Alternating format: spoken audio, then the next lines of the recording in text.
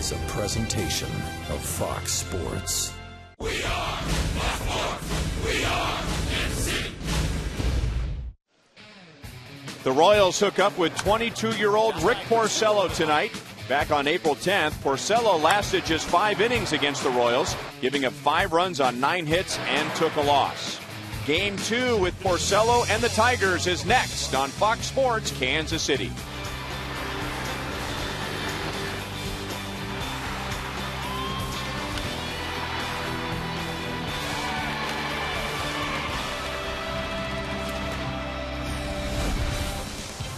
It is a great night to be at Kauffman Stadium. It's the end of the work week. It's Buck night. We'll have fireworks after the game, so we expect a big crowd for Game 2 between the Royals and the Detroit Tigers.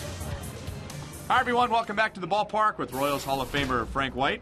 I'm Ryan Lefevre, and it was a well-pitched game last night. The Tigers a little bit better than the Royals, and when you have good pitching, normally you're going to have good defense, and the Royals certainly had that last night. And when you want to win close games, you need your defense to play well for you. And when you want to stay in games, your defense has to play well for you. And last night, you saw Moustakas cut out a runner at the plate. Brian Pena does an outstanding job in blocking the plate. And you see Escobar in a nice play to get the runner at second base. And there's Eric Hosmer in that scoop at first base. And this is a run-saving play by Malcolm Cabrera in right center field when he dove to make this fine catch. And with Danny Duffy last night, like the stat, hate the stat, indifferent with the stat, the Royals have 4 consecutive quality starts. And that's what they want to get to. And if you're going to win ball games, your starters have got to be the best pitchers on the field. And when the Royals get quality starts, it gives them a better opportunity to win. So 4 consecutive games where, of course, the quality start is at least 6 innings pitched with 3 earned runs or fewer over the 6 innings. And Francis, Paulino, Chen, and Duffy have all done that. The Royals could use 5 in a row, and Kyle Davies could really use a quality start. This is an important one for him tonight after taking a loss in his first start coming back from the DL against the Colorado Rockies. We'll take a look at the lineup that he'll face when we come back.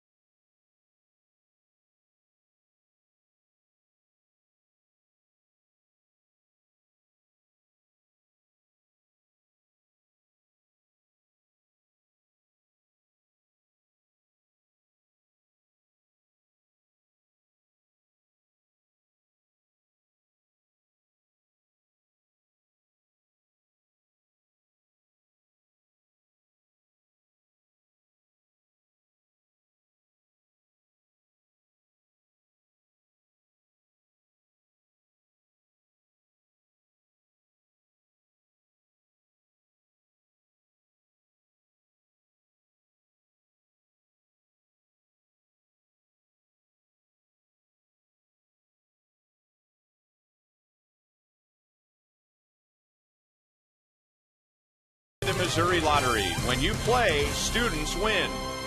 Kyle Davies has not won at Kauffman Stadium yet this year. To win tonight, he'll have to get through this batting order. Well, Andy Dirks is replacing the injured Austin Jackson in the number 1 spot, and bright player for the Tigers, Brennan Bosch, will be back in the lineup batting second. Tigers hit 2 home runs last night, but none coming from the big bats, the big names. It was home runs from Don Kelly, who came in late in the game, and Ryan Rayburn early in the game. And that was a big hit for the Tigers and Ryan Rayburn, and Danny Duffy pitched a great game last night, and that home run there would be the only blemish on a great night. And his 5th home run in his last 47 at-bats against the Royals. Take a look at the Royals defensively tonight. But defensively, the Royals are sending out the same players as last night. Brian Painter would be back behind the plate. He didn't catch Kyle Davies before he went on the disabled list, but has caught both of his starts since he's been up. And as the weather heats up, the same goes for the Royals' veteran outfield of Melky Cabrera and Jeff Francoeur as they ride 6-game hitting streaks into tonight's game against Rick Porcello. It's the Royals and the Tigers, and the first pitch is next.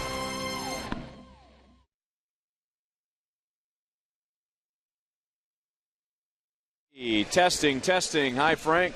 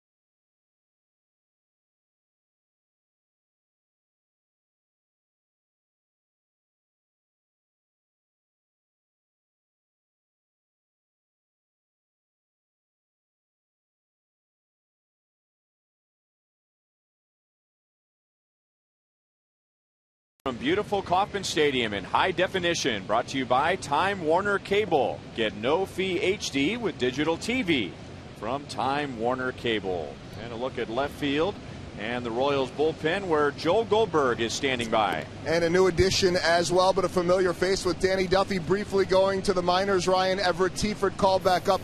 Was told by Omaha pitching coach last night, "You're going back up, and I hope I don't have to see you again." He left for the airport in Oklahoma City at 5 this morning.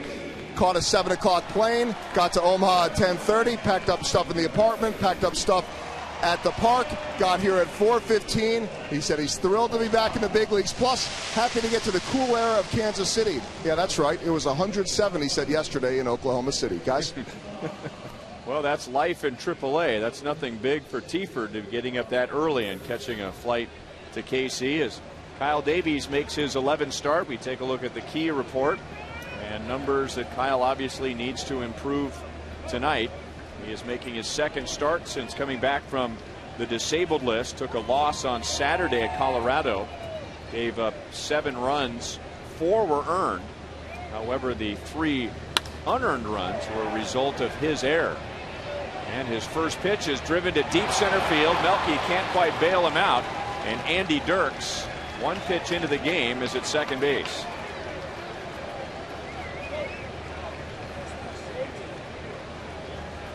I think starting the game off, you want to get ahead with your fastball, but you got to be able to spot it. And this one is directly down the middle of the plate. And Andy Dirks, who doesn't play a lot, so he's going to be aggressive on that first pitch. And just did get it off the glove of Melky Cabrera in center field. Like he just got there, but the ball hit right off the heel of his glove.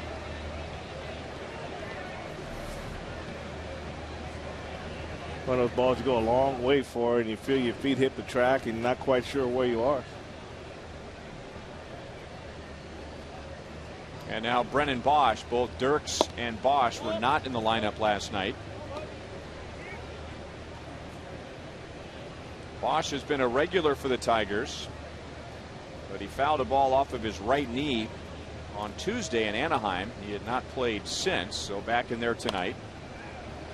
1 ball, 1 strike against Davies.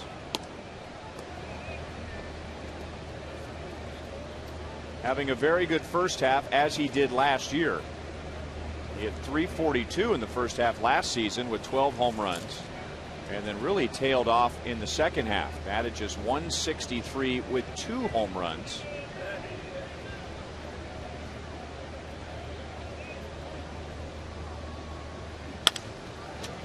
Pulls it to the right side. So the Royals get an out. The Tigers get a runner to third base.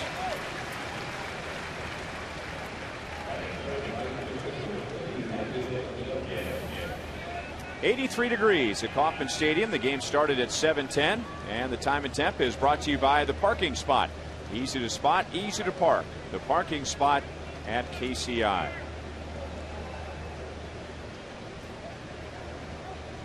A brilliant blue sky tonight. Not one cloud in sight. Strike over the outside to Maglio Ordonez.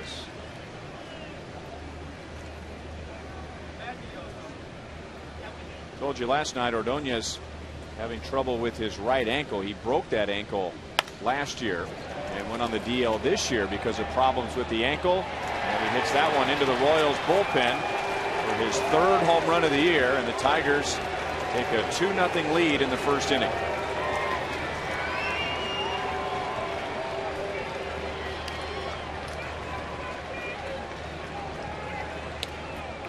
You talked about Ordonez and that back foot, Ryan, and whether or not he can pivot on that back foot and get the bat speed up. But you see right here, this pitch supposed to be away, but you see it ran right back into the bat. And then Maglio Ordonez was sitting there waiting on it as the line drive in the left field bullpen. You see that pivot, he just really kind of picks it up. He doesn't really squish the bug, as they call it, real hard. So that injured ankle is sometimes takes away from your bat speed, especially when the ball's away from you. But that ball there. Squish the bug? You know, that's that term that Kevin Seitzer uses when that back foot really turns, when it really pivots, and it helps to create your bat speed. It's like you're stepping on and squishing a bug. About the same. Yeah. Yeah, all this new age terminology. I saw that looky game. It's like, what's he talking about? Squish the bug. That's that old saying, when you feel a ground ball, you put your right hand above the glove and try to keep the ball channeled into the glove. And then they came up with, we'll call that the alligator. So that's, it just changed terminology, that's all.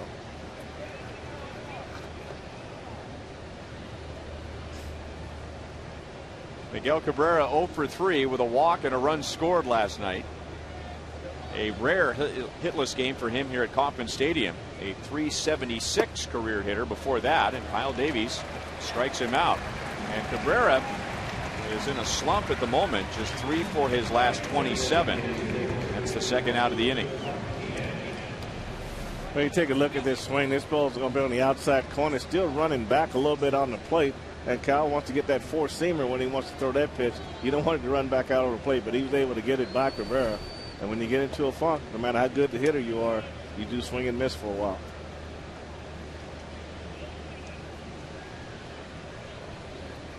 And now Victor Martinez with 2 outs and nobody on.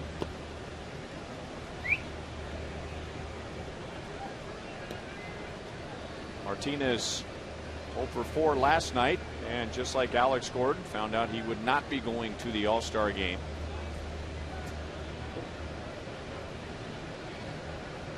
Martinez' .319 batting average is 4th best in the American League. 2 balls and no strikes.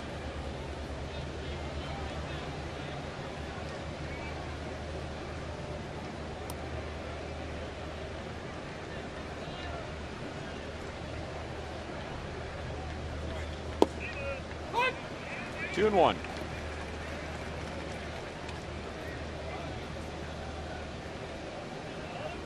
Davies giving up a double to Andy Dirks on his first pitch tonight, and then with 1 out, Maglio Ordonez hit a 2-run home run. Tigers scored early last night with a 2-run home run. Ryan Rayburn with 2 outs in the 2nd inning.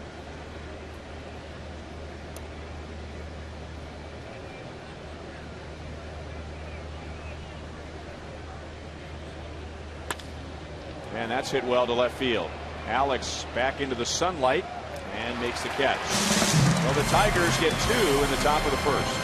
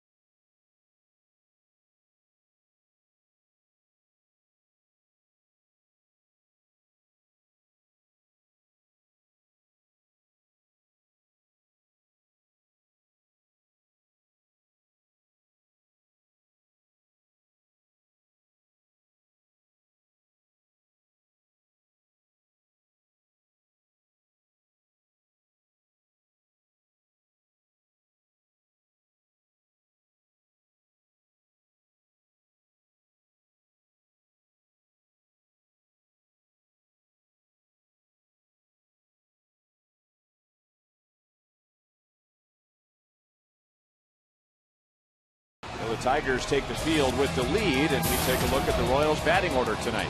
They got Billy Buller in the 4th spot. Chris Getz continues to hit in that leadoff spot. I talked with him a little bit today, Rhino, and he said he just want to be the same guy. Bats just a little loopy on him. Just want to get back on top of the ball and get back to hitting line drive. They'll be facing Rick Porcello for the 2nd time this year. 7-6. His ERA just a shade under 5. A strike thrower, gives up a lot of hits, doesn't walk many. He won on Sunday against the San Francisco Giants. Pretty good looking line. 3 runs, 5 hits in 7 innings, but he had 3 wild pitches and he hit 3 batters.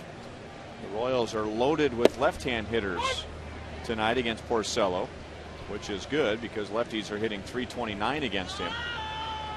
Porcello, by the way, became just the 5th pitcher in the last 92 years to have 3 wild pitches and 3 hit batters in the same game. And he won. And he got 7 innings in the game, too. I mean, you won't see that very often at all. You just said it's a rare occasion when you see that.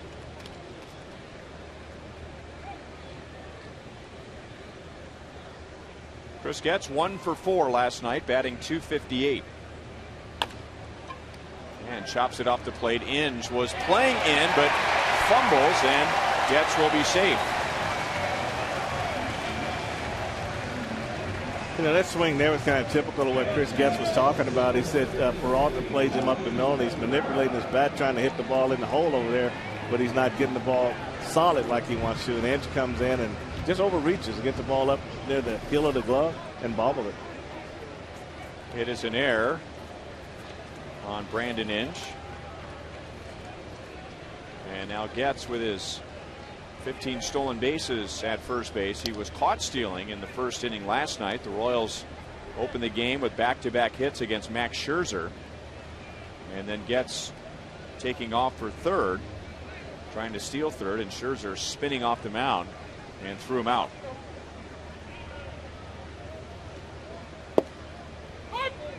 And a strike to Melky Cabrera with a 6-game hitting streak, working on the best first half of his major league career. He extended that streak, going 1 for 4 last night, and he leads the Royals with 106 hits.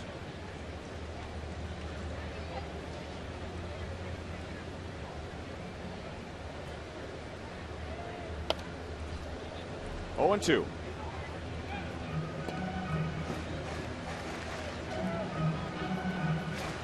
Typically, sinker ball pitchers, and Porcello is one of those, are easier to run on because everything is down, making it more difficult for the catcher to get into a good throwing position. But Porcello appears to be pretty quick to the plate. And I think that's another thing, too, when you're a sinker ball guy and you go quick to the plate like that. Oh, good move to first base. Sometimes your ball don't have a chance to sink. Sometimes you throw a few more pitches up than you want to throw, too, when you're trying to increase that slide step and your quickness to the plate.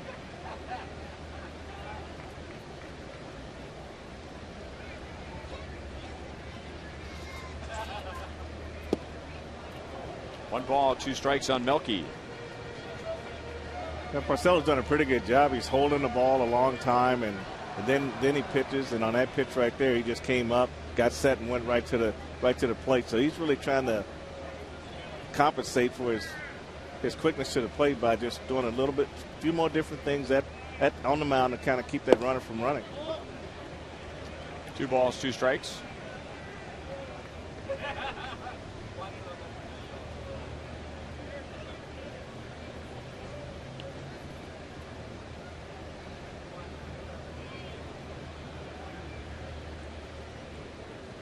Melky's done well against Porcello, 3 out of 5 before tonight.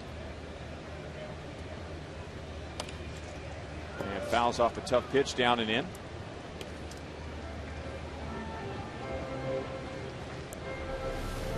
This is a pretty good pitch here by Porcello. This ball is down underneath Melky's swing, but that's an automatic trigger to left-handed hitters sometimes when they see their ball going down and in. They want to try to get to it, but that pitch might have hit him in the foot if he didn't hit the ball.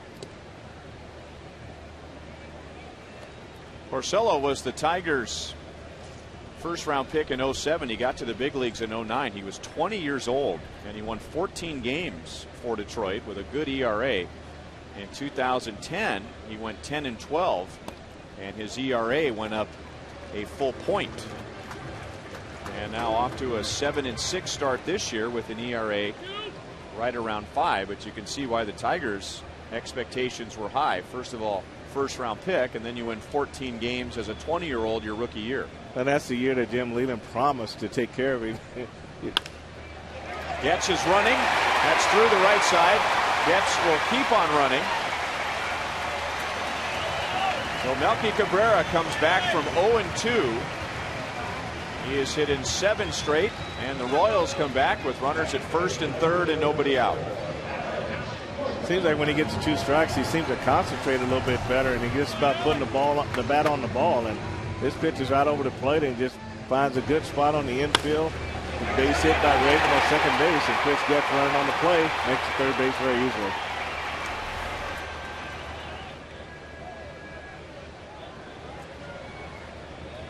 So an error and a base hit, and 2 on for Alex Gordon.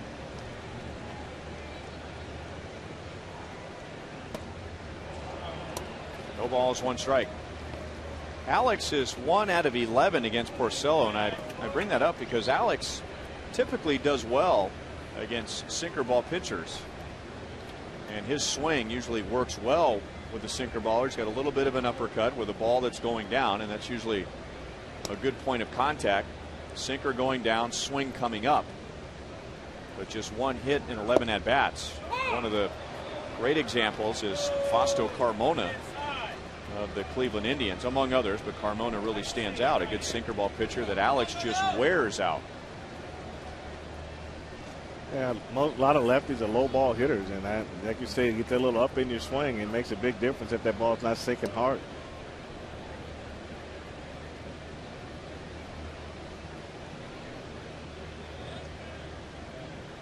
Melky started, stopped, and a shot into center field makes it a 2-1 game.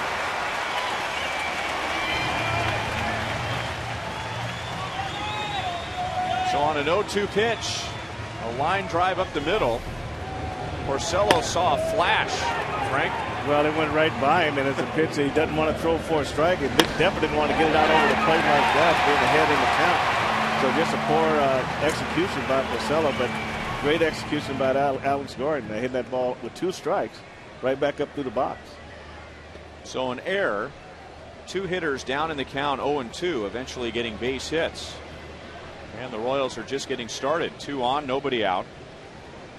Bringing up Billy Butler, trying to bust out of an 0 for his last 8.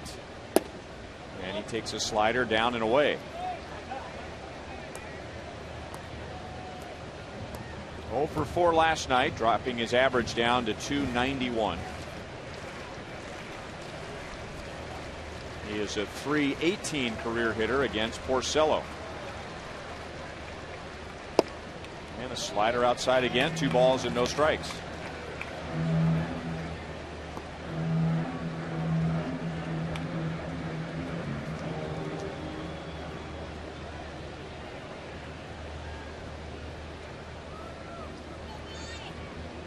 Frederick Alfred Porcello out of Morristown, New Jersey. 3 balls, no strikes.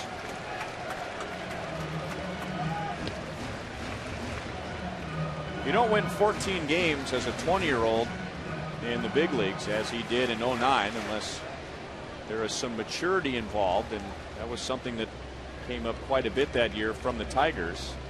Great mound presence, as they say, great demeanor on the mound. One of those guys that whether he's getting hit around like he is in this inning or dominating the opposing hitters, no change in demeanor. 3 balls and 1 strike on Billy. Well, you have to think that Justin Verlander really has, had some influence on Rick Porcello and how he goes about his game, and you can't help but have a guy like Verlander on your staff and learn from him and the way he goes about pitching. 129 pitches. He's throwing just as hard from the first pitch to the last pitch. Just competes very well. From 3-0 to 3-2. That's the part of having a true ace. Top of the line starter like a Justin Verlander. First of all, he's going to help the team every time he takes the mound. But then how much does he help the team just by everybody watching him and the effect that has on somebody like Porcello when he takes the mound? Well, if you got a guy like Justin Verlander on the mound and you're a pitcher and don't watch, then you shouldn't be here because he teaches you something every inning he goes out there.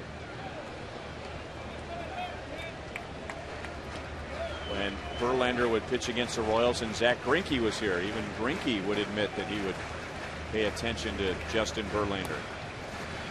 Royals will see him on Sunday. That means he is not eligible to pitch in the All-Star game. He will still go nonetheless, but Verlander is 11-4.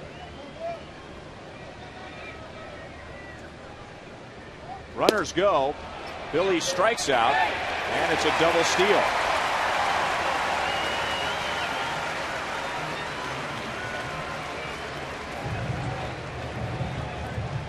So the same effect as a sacrifice bunt, an out, and the runners move up. Well, you're right, Ryan. You're going with no outs in this situation here. You always think about the dreaded triple play, but Cabrera got a great jump and made it into third base just ahead of the throw. For Melky, his 12th stolen base. For Alex, his 6th. And 2 in scoring position for Eric Hosmer.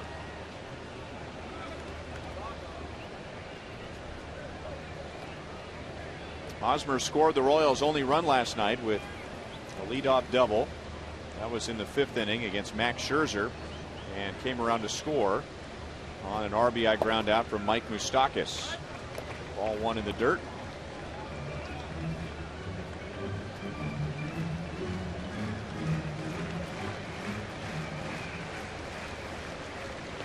Royals are facing Rick Porcello for the 9th time.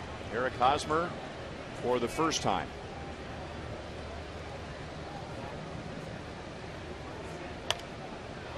Got it in on the hands. 1 ball, 1 strike.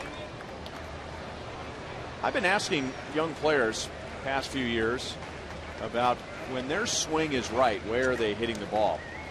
And I think when you played, and even after that, a power guy like Eric Hosmer, he'd say, when I'm hitting the ball well, it's going deep to right field or right center. It's interesting how more and more these days, and Hosmer confirmed it with me earlier today, when he's hitting the ball well, he's hitting the ball to left center field. Do you think hitters are more complete these days than back in the days when you played? It had to be hitting philosophy. We were always taught to hit the ball out front, so it was very rare that you see an opposite field home run when I was playing. But now with hitting coaches teaching more, stand inside the ball, let the ball travel longer, and try to drive the ball in the alleys, and then that really makes you stay on the ball a little bit longer, and I can see where there's a strong benefit there. Change up, and it's 2-2 on Hosmer. I can't say I was surprised when he said that. I mean, just a couple of days ago, we were talking about Mike Moustakas, who hit 36 home runs last year. He said the same thing. He's gap to gap when he's right. But Hosmer didn't use gap to gap. I mean, he specifically said left center field. Well, one thing about staying in left center field is when the ball's inside and you react to it, then you got a better chance of keeping the ball fair than hitting it down the right field line foul. So your focus is always out there in hopes that you can keep the ball down the line fair. And he said the same thing, that when he's trying to pull a ball, that just causes him to be long. You've talked about that so often. But he has a knack of sometimes his midsection will open up, his hips open up early, but his upper body stays back and still allows him to drive the ball the other way. He will walk with 1 out. Well, it's a long inning for Porcello. He had a 2-0 lead before he even got comfortable with the mound. This is new pitching coach Jeff Jones. The Tigers 5 days ago fired pitching coach Rick Knapp. Jeff Jones, who was the bullpen coach, has taken over as pitching coach. Coming up on Tuesday, baseball's biggest stars will gather together in the Arizona desert for one spectacular night in the summer's biggest event, as Fox brings you every thrilling moment of the All-Star Game. Coverage begins at 7 p.m. only on Fox. And don't forget, you can see a special world premiere sneak preview of the upcoming Fox show, The X Factor, during the broadcast.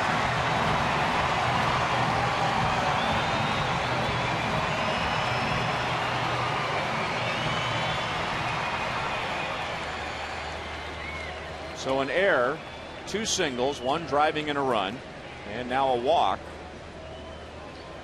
And here's the Royals' leading RBI man, Jeff Francoeur, with the bases loaded, 1 out. Good pitch, slider at the knees, 0-1. 2 hits and a stolen base for Francoeur last night. He has hit in 6 games in a row. Now this is where Porcello wants to keep the ball down. He wants to try to get a ground ball in this situation. Pitch was down, and somehow Francoeur was able to elevate it as he fouls it away. No balls, 2 strikes. Francoeur has grounded into 11 double plays this year. So trying to avoid that here against Porcello, who, when he is right, he is getting ground balls. The only ground ball he has gotten so far tonight was boxed around for an error.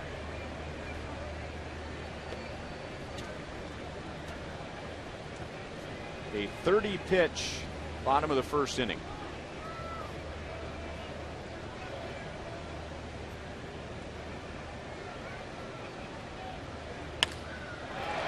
And he gets it into right center field. Ordonez coming over, and he will play it to 3rd. The Royals tie the game. Francoeur with his league-leading 9th sacrifice fly and his team-leading 56th RBI.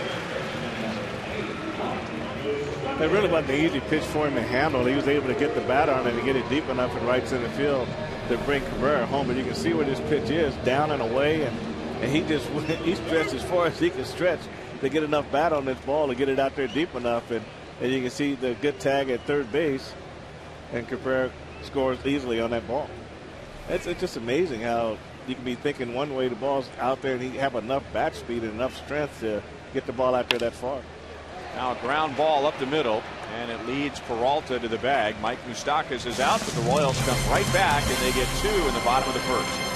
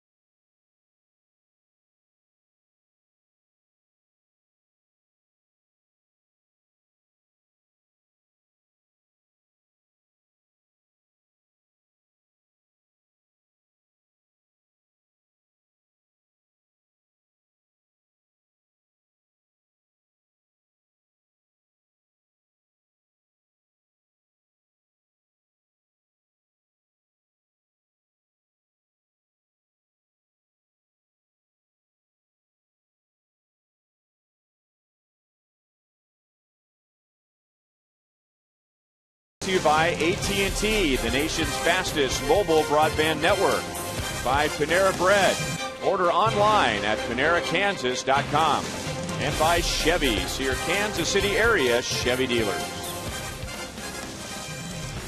Tigers with 2 on a Maglio Ordonez home run. The Royals with 2 unearned runs.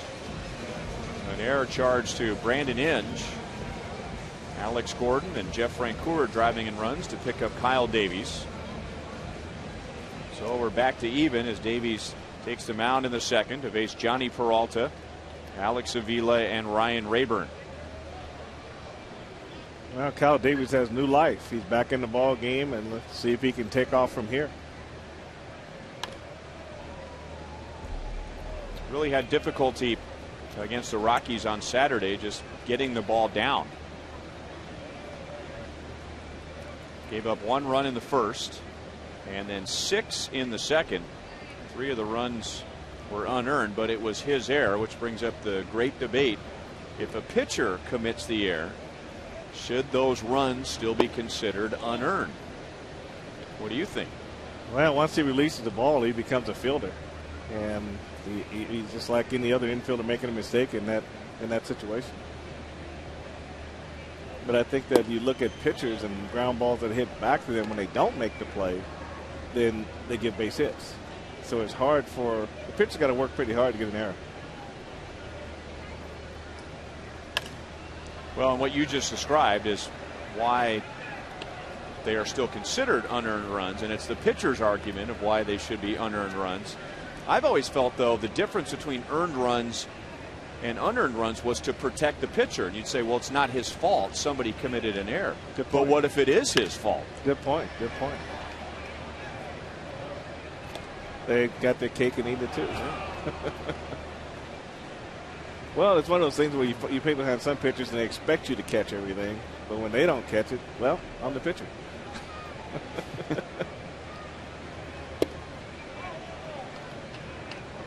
3 balls and 2 strikes to Peralta.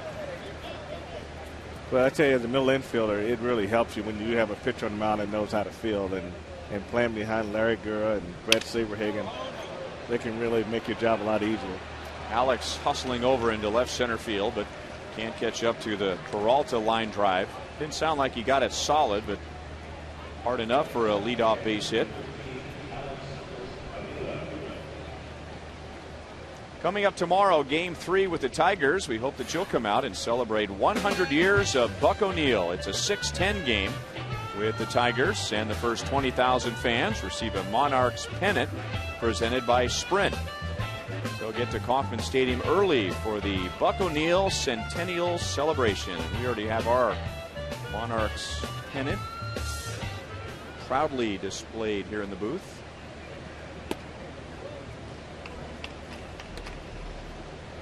Alex Avila going to the All-Star game. 287 with 10 home runs in the first half. But at the moment, 0 hits in his last 11 at-bats.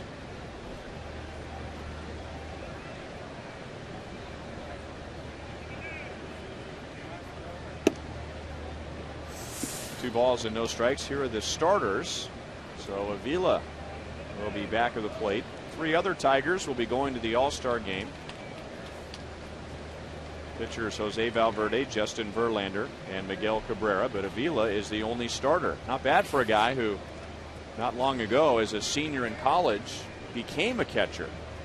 Not a position he has been playing since Little League. And now you can call him an all-star catcher. He's another guy who's got a great attitude. Every time you see him, he's got a big smile on his face, and he's really come out of Double-A, and he really had a nice little transition with the Tigers into the big leagues, and he's really come into his own this year. Really a neat story. His father, Al, has been a longtime front office executive for the Tigers. Alex grew up in Florida. His high school and Eric Hosmer's high school were rival high schools. He then went to the University of Alabama. He was a corner infielder and a DH until his senior season, and that's when the Tigers took him in the 5th round.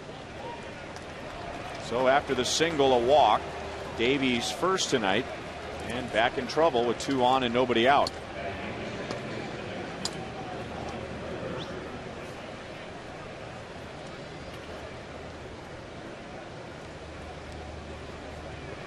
And that brings up Ryan Rayburn. When he batted in the 2nd inning last night, was hitting .205. He had the 6th most strikeouts in the league. He was just 1 for 10 against the Royals this year, but he had a 2-run home run. Outside, ball 1.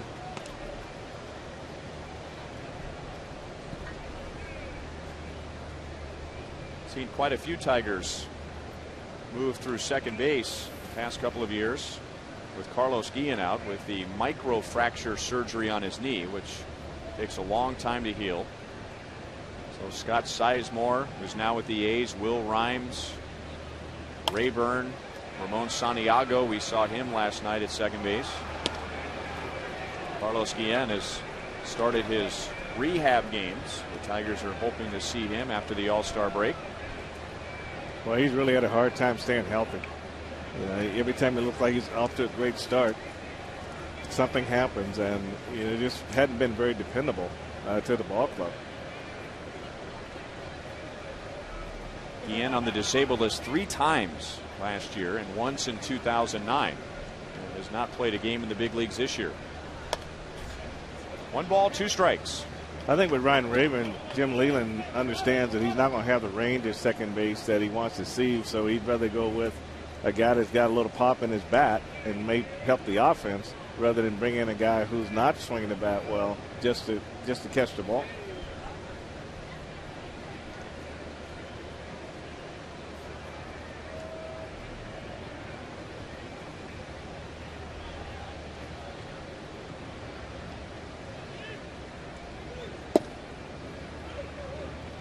Two and two. First pitch that Kyle Davies threw tonight. Andy Dirks doubled to center field. And then with 1 out, Magglio Ordonez homered. Kyle retired the next 2. The Royals tied the game in the bottom of the first. And now greeted with a single and a walk to begin the second. And that's lined to right field. Holding at third is Peralta with Frank Coor's arm. Bases loaded, nobody out.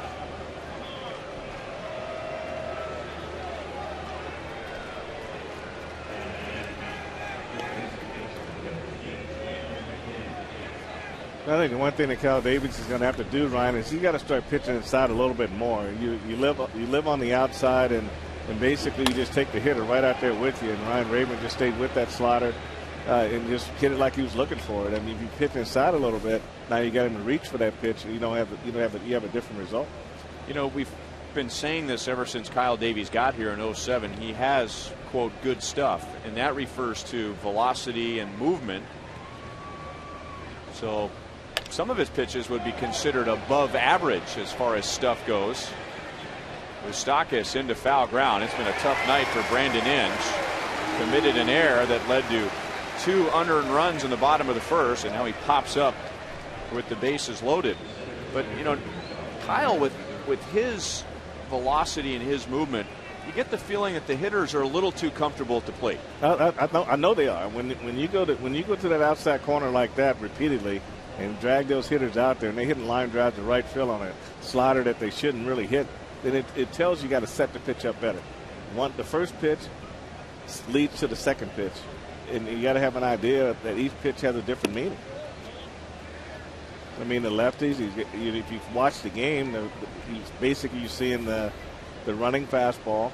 No four seamers inside to keep the hitter honest, and it's the same fastball. Everything runs, and they just track it with the bat. And now a ground ball to Getz to Escobar. No double play. A good hard slide by Rayburn. It would have been a tough double play anyway. Andy Dirks runs well. The Royals came close to bailing Davies out of the second inning, but Peralta scores, and it's 3-2 Detroit. You see Dirks hits his ball right back over the mound. Cal Davies just does miss it. Guess does a good job getting it to Escobar, but Rayburn on a slow hit ball and being the bases loaded had a great jump and really just upset Escobar's ability to turn this double play.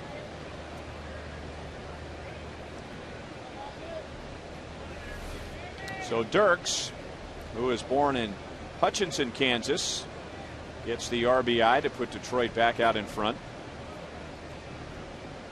And now a dangerous hitter in Brennan Bosch. Notorious for swinging at the first pitch in an at-bat, so the Royals give him an unhittable pitch. He grounded out to Hosmer in the first inning.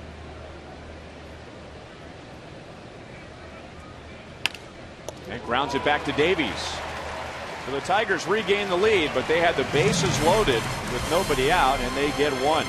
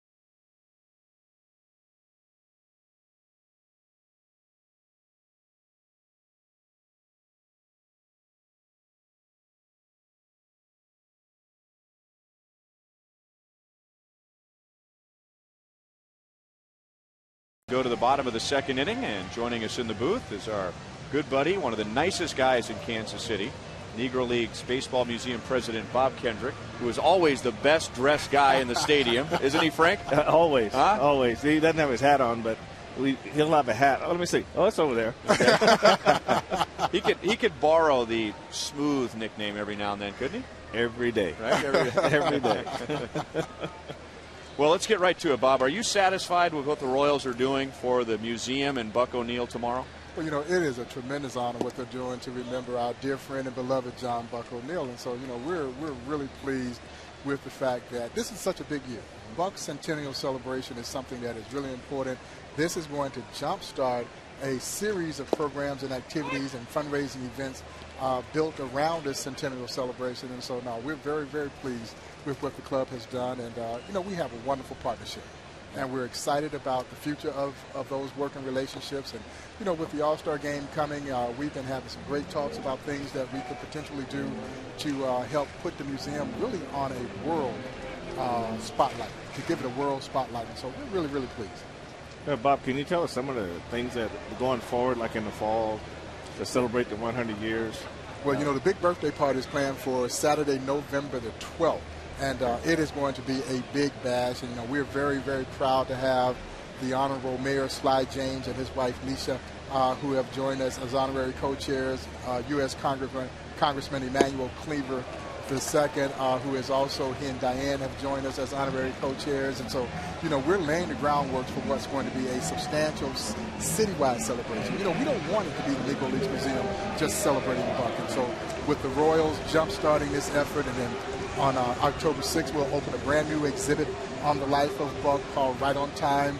It chronicles his illustrious career, from the grandson of a slave to a man who eventually wined and dined with presidents of the United States. And so, it is it's a wonderful way to look back, a reflective look back at this man's wonderful life and everything that he gave. I tell people all the time, I don't know anyone who gave more to our city than Buck O'Neil.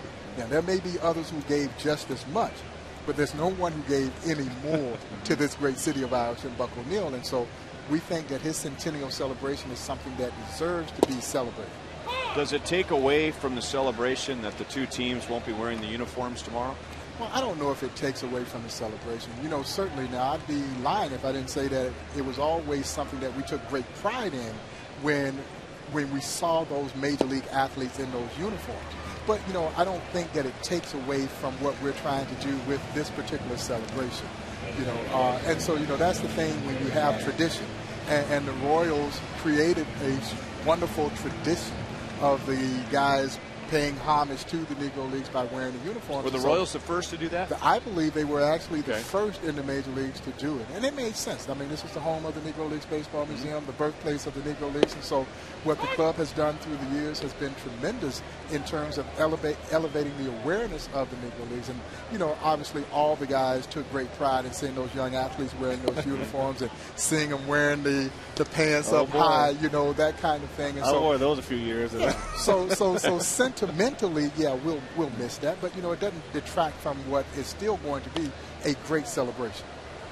And it's the Negro Leagues Baseball Museum for all of baseball. The Royals, as you pointed out, in this city has a special connection with it. But for the museum to survive, the museum needs the help of all 30 teams, right? Oh, no question. We need the help of the institution, Major League Baseball. We need the support of all the Major League teams, and we need the support of its players. That is something that is vitally important to the long-term success of this organization. Well, thanks for stopping by. We're going to have a lot of fun tomorrow. Looking forward to it. All right, Bob. Bob Kendrick, good to see you, president of the Negro Leagues Baseball Museum, 3-2 Tigers.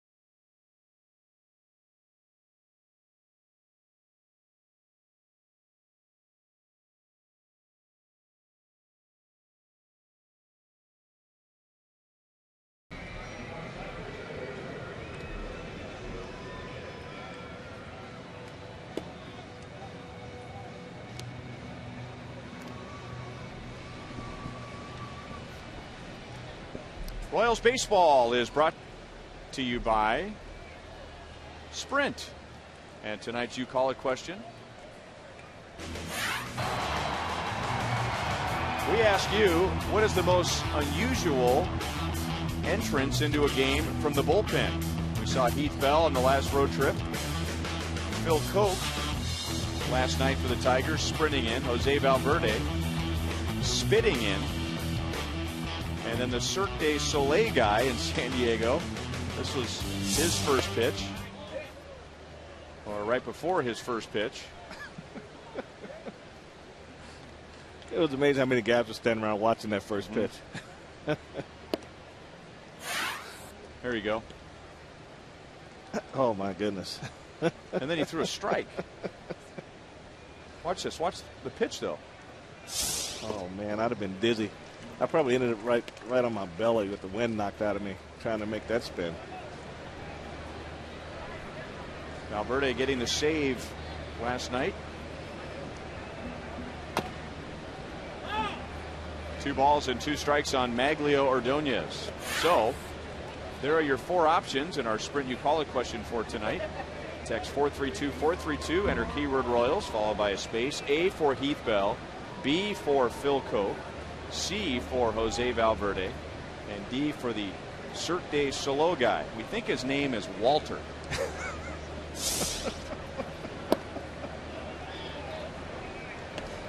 3 balls and 2 strikes. Valverde can afford to kick back this early in the game. Kyle Davies with a leadoff walk to Maglio Ordonez, so the leadoff man on in each of the first 3 innings for the Tigers. If you send in a text, you will get a bounce back text message, which will tell you how you can enter to win a suite here at Kauffman Stadium for you and 11 guests.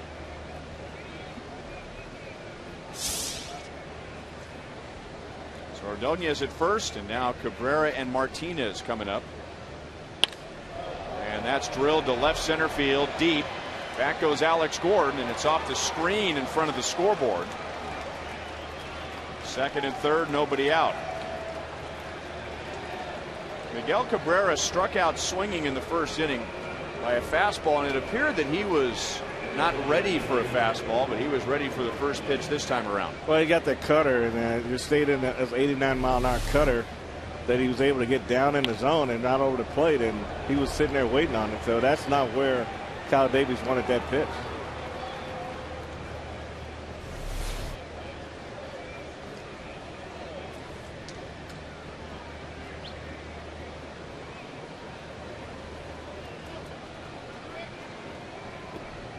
And now Victor Martinez, and Kyle got him for the final out of the first inning, but it was a fly ball to deep left field.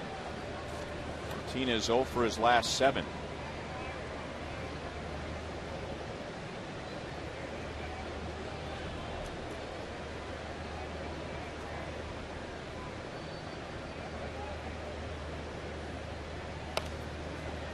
Coming right at him with a fastball.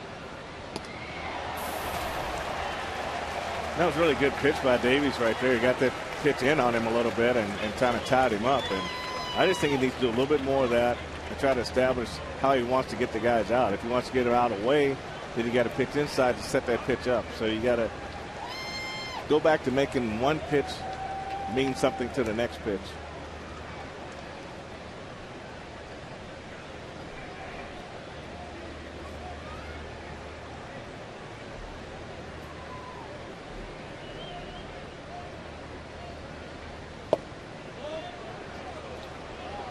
One ball, one strike.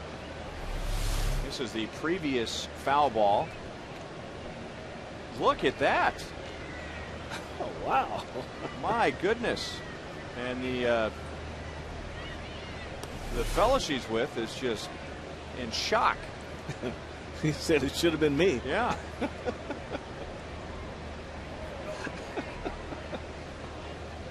Don't worry, honey. I still love you, she's saying. You didn't protect me, but I got it.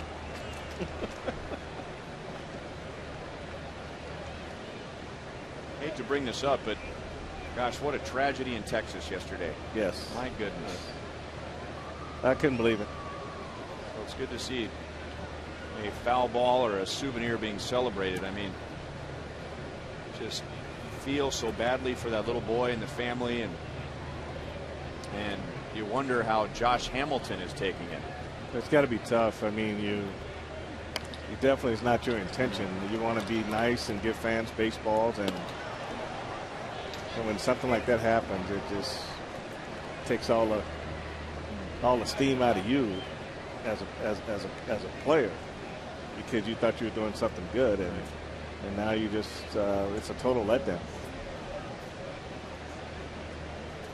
And if you haven't heard the story in Texas yesterday, Josh Hamilton in left field throwing a foul ball into the stands, and a 39-year-old father trying to catch it for his 6-year-old son fell over the railing and died. A firefighter from a town in Texas about 3 hours away from Arlington had driven up to the game with his son, and gosh, you just can't think of anything worse happening in a baseball game. There's a father and a son at a game, and a father trying to get a souvenir and create a lasting memory for his son. And there's Josh Hamilton, the player who has gone through so much to get to the big leagues, trying to provide that moment for a father and his son. And man,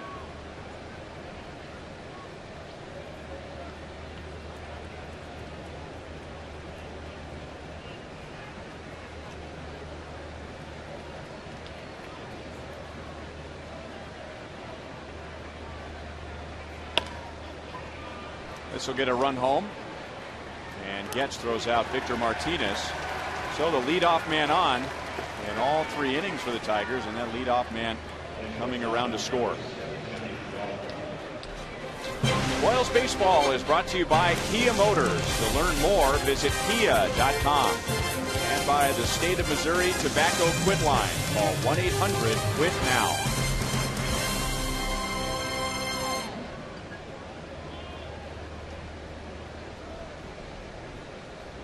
So the Tigers with a 4-2 lead. They've scored in each of the first 3 innings. And Johnny Peralta with a line drive right on the line. So the Tigers will get their 5th run. Peralta slides in with an RBI double, so he's 2 for 2. And now Kyle Davies begins to hear it from the fans here at Kauffman Stadium. So 2 in the first, 1 in the second, 2 in the third for Detroit. I just missed location right here. This pitch will be a fastball on the outer half. It ran back into the middle of the plate, and Peralta was able to get it just inside the line, down the left field line. And Alex does a great job getting over to this ball and getting it back in the second, but Cabrera scores easily.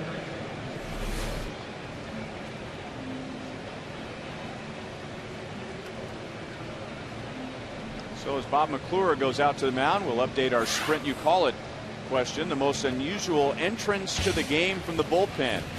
Heath Bell in San Diego. Phil Koch, who came sprinting in last night for the Tigers. Jose Valverde with 3 spits of water before doing that. And then Walter.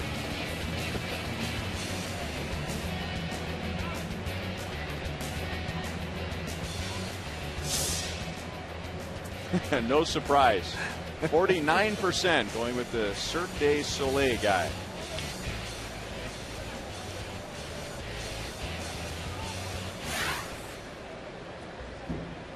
So Bob McClure going out and telling Kyle Davies that they're going to walk Alex Avila,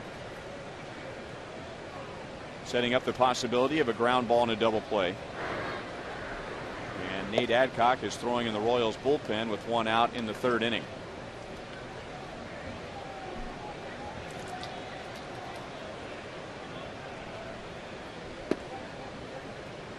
So this will be the 2nd walk for Avila, reaching the traditional way in the 2nd inning. And now 2 on for Ryan Rayburn. Yeah, Rayburn went out and hit a slider in the right field for a base hit his last at bat. So see if Kyle tries to pitch him any differently in this situation. Just trying to create a ground ball to get himself out of trouble.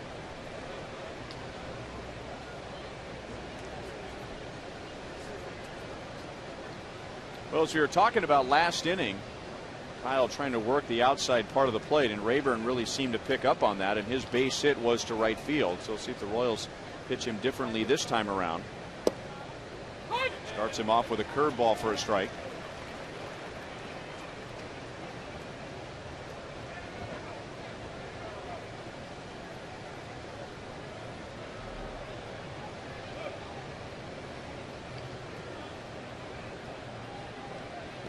Slide step. The curveball is blocked by Pena, and it's 1-1. That's one of the things you worry about. You don't really want to go with a slide step in this situation with Peralta on second base, and you're rushing everything, and you bury the ball in the dirt. So right in this situation here, you're trying to create a ground ball by. I would think the changeup might be a good pitch to get a ground ball, get Rayburn out front a little bit. Hard fastball away. 1 ball, 2 strikes. Yeah, good four-seamer. This fastball just stayed straight on the outside corner. It didn't run back on the plate, and proved to be a good pitch from Kyle Davis.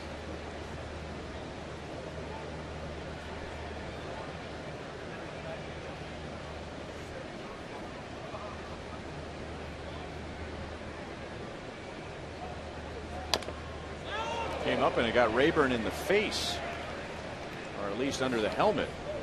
Yeah, that's that breaking ball going away, and you roll over the top of it, and it just bounces straight back up into the hitter.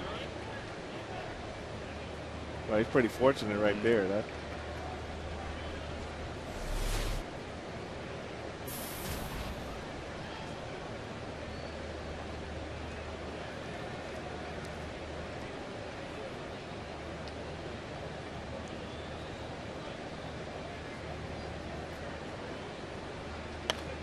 And when you say Ryan Rayburn is pretty fortunate, you go back to his most serious injury.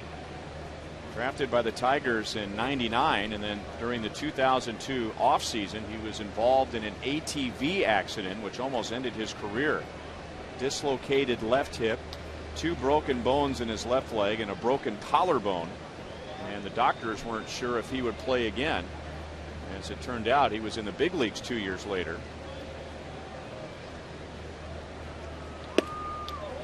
Just missed high and away. 2 balls, 2 strikes. So a little foul ball off the bill of the helmet isn't going to shake up Ryan Rayburn after what he's been through. Not after that, you're right. And every pitch to Rayburn in this at bat has been on the outside corner, whether it be the fastball, whether it be the breaking ball. And that pitch that he fouled off, that was a pretty good slider, the one that you normally get a strikeout on, but you stay in the same quadrant, and you take the hitters out there with you. There's a pitch that was inside and fouled away by Rayburn.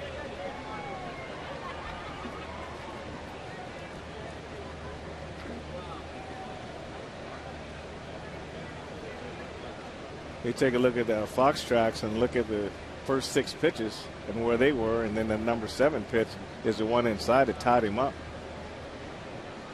Been able to keep the ball out of the center of Fox tracks. He went too far, and Kyle strikes him out. Well, I won't say that. I'm not going to be smart enough to say the fastball inside created that strikeout, but that's the one time he went inside and went back with the slider away that Rayburn took a bad swing at. Now, this is a better pitch to swing at than the one he fouled off of his helmet. But by throwing it inside, now you create some doubt in the hitter.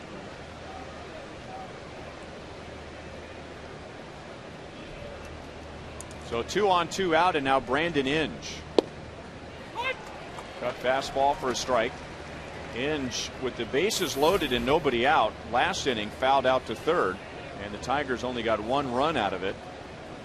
In the bottom of the first inning at third base, Inge committed an error on a ground ball from Chris Getz, which led to 2 unearned runs. So to sum it up, it's been a bad start to the evening for Brandon Inge, who also happens to be 0 for his last 11.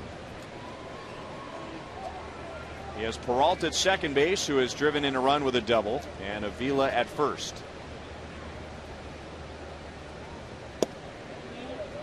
Lays off the breaking ball. 2 balls and 1 strike.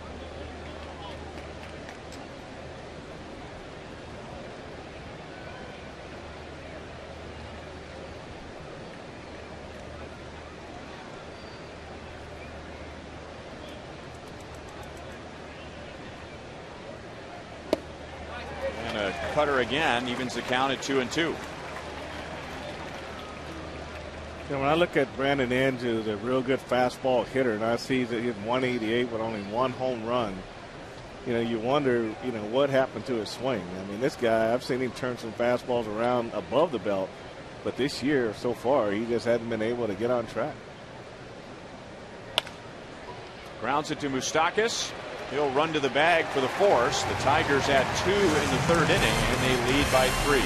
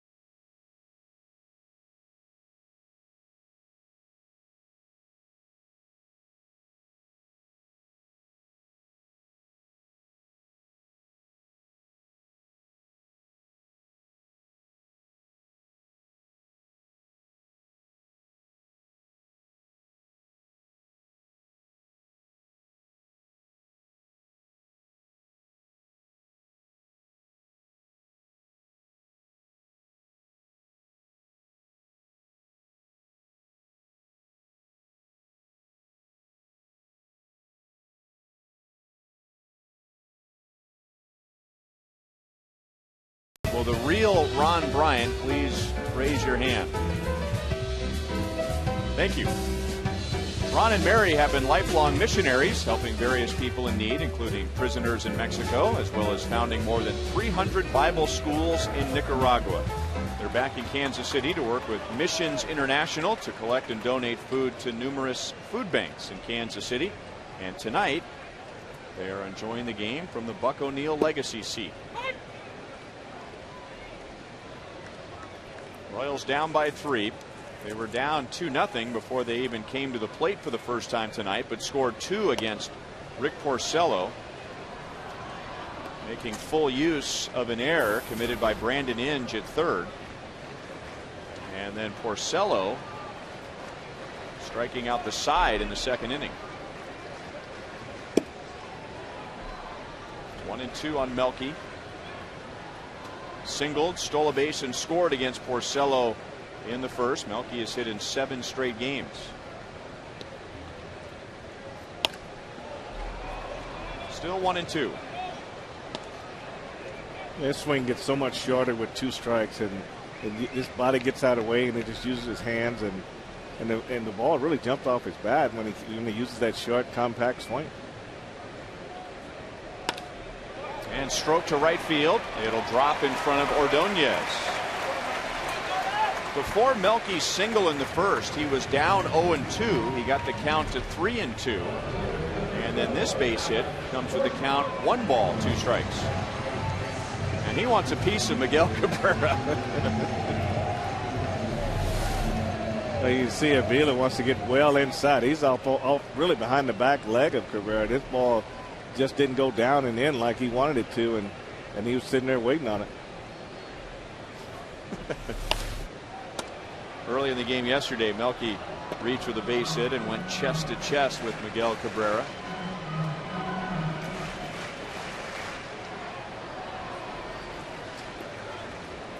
Alex Gordon drove in the Royals' first run in the first, and he singled with the count 0 balls 2 strikes, his 47th RBI of the year.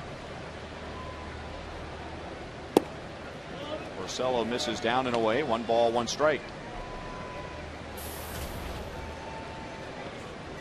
mentioning before he singled that it was a bit of a surprise that he's just 1 for 11 against Porcello. Figured Porcello's style of pitching is perfect for Alex swing, and he promptly hit a line drive that sailed right past Porcello's eyes. Yeah, it's all about location, and when you get two strikes, no balls on the hitter, you don't want that next ball right down the middle of the plate. You want to throw a pitch that's questionable and maybe get him a chase, but you know that's what pitching coaches go nuts when you get ahead of a hitter, 2 strikes, and throw a pitch down the middle and give up a base hit.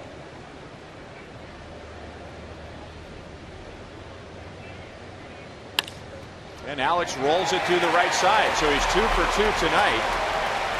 Melky stops at second, 2 on, nobody out.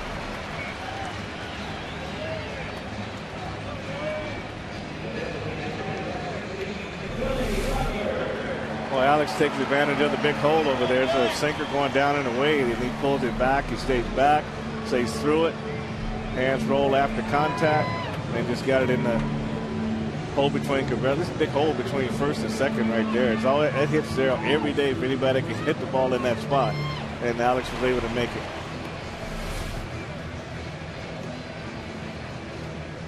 Tonight is carsoup.com email the booth night, so go to carsoup.com/Royals. Once you're there, you'll be asked for your zip code. Fill that in. You'll be transferred to a different page where you can submit your question, and Joe Goldberg will be joining us tonight to go over some of those questions.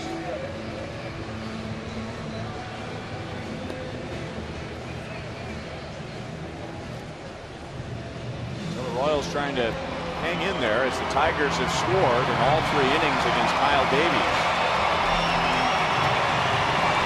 Pitching coach Jeff Jones out to chat with Porcello before he pitches to Billy. And Butler struck out in the first inning.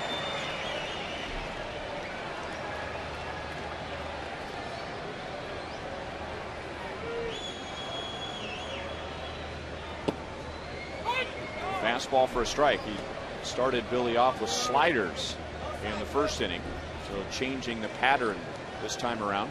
Well, that's true, and Billy's looking for a long ball. He hadn't had one in quite a while. You have to go all the way back to June 23rd. That's a span of 72 at-bats without a home run. No balls and 2 strikes. If I didn't know any better, I might suggest that was kind of a subtle prediction on your part. Very subtle. I'm not as good as you, but I will take it right here. You know, sometimes in certain situations when the 0-2 counts, it's pretty difficult to look to try to hit the ball out of the ballpark unless Porcello makes a big mistake. But when you go 2-0 and 3-1, those are situations where you look to do something a lot different with the bat rather than trying to hit a single. That's when you're actually trying to hit a double or a triple or a home run.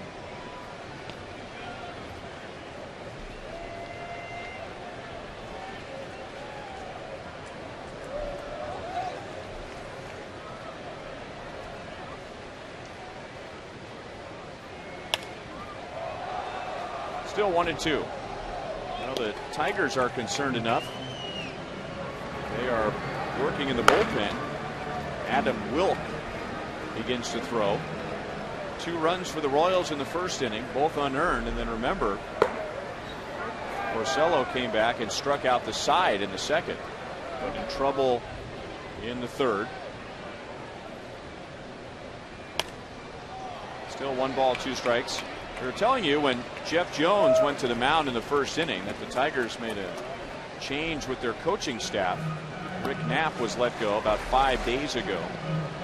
So Jeff Jones coming in from the bullpen and taking over as the Tigers bullpen coach is Mike Rojas, the son of former Royal Cookie Rojas. And there he is on the phone getting instructions from the dugout. A ground ball left side is through. Here comes Melky around third base. The throw will go to the cutout man, and it is 5-3.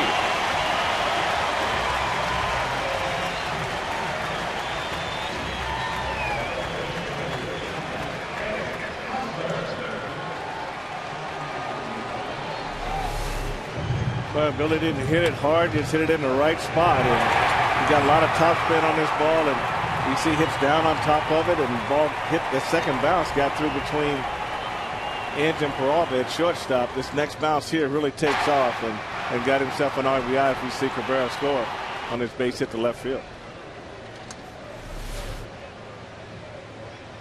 Still nobody out. Eric Hosmer takes low ball one. So no matter what happens to Rick Porcello tonight, I'm sure at some point after the game he will talk about all of the hits that he's given up tonight with 2 strikes. There's a broken bat, a grounder to Rayburn. Out at second base, Peralta taken out by Billy Butler. He didn't get anything on the throw, and that prevents a double play. It almost looks like when he went to throw, he didn't pick that lead foot up high enough and tripped himself from just looking from the naked eye. Billy goes in hard, but then he goes over there, and that left foot, he just didn't get it stretched out far enough. And from my angle, I saw Billy in front of Peralta. He's fortunate this ball didn't go in the stands when he went to throw that. He didn't get that lead foot. He didn't get it stretched out far enough to make a good throw. Well, thanks, Frank. Thanks for showing that replay. I like the version better where Billy was taking Peralta out at second base with a good slide. I do too. He went down awkwardly though. I mean, normally you don't fall the way he fell. I mean, it's like that foot didn't get out there and he just went straight forward, and that's an awkward fall there. So hopefully he's okay.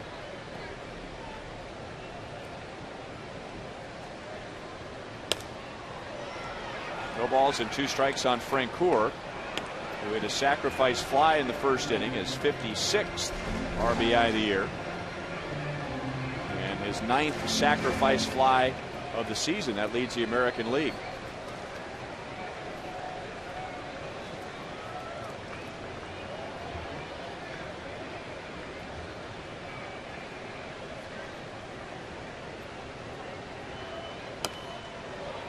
Still 0-2. In the first inning, Melky Cabrera was down 0-2, got the count to 3-2, and singled. Alex Gordon was down 0-2, singled with an RBI. In this inning, Melky Cabrera behind 1-2 against Porcello, singled. Billy Butler down 1-2, singled with an RBI.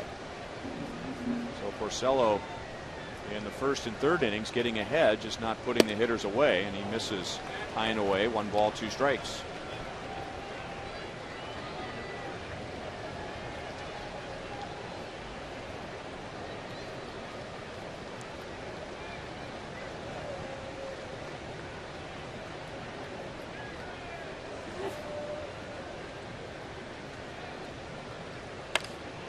Stayed out over the plate, and this won't be deep enough. Gerard Dyson, unfortunately, is in AAA. Alex Gordon bluffing a tag coming down from third.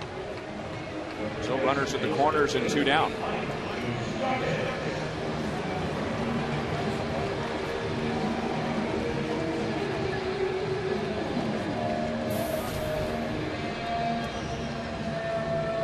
So Mike Moustakas comes to the plate to the sounds of Jimi Hendrix and Voodoo Child. Jimi Hendrix, he died in '69, didn't he? That sound right? In that area. Mike Moustakas was born in 1988. Good music.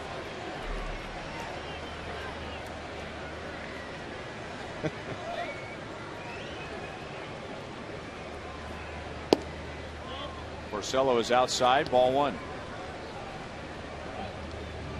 Moustakas rolled into a force out that ended the bottom of the first inning. Now trying to break out of an 0 for his last 18.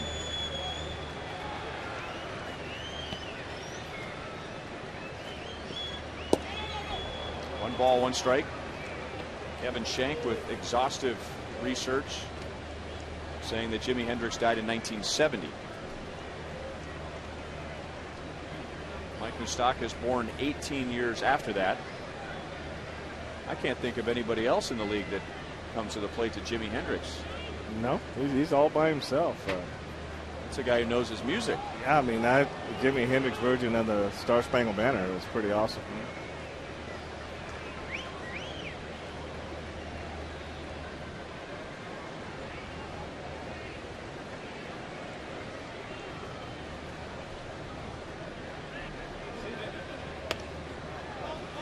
One ball, two strikes.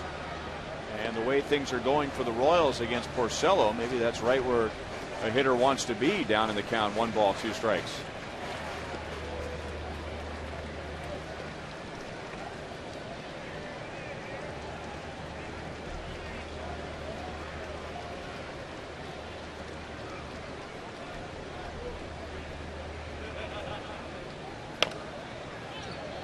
Still 1-2.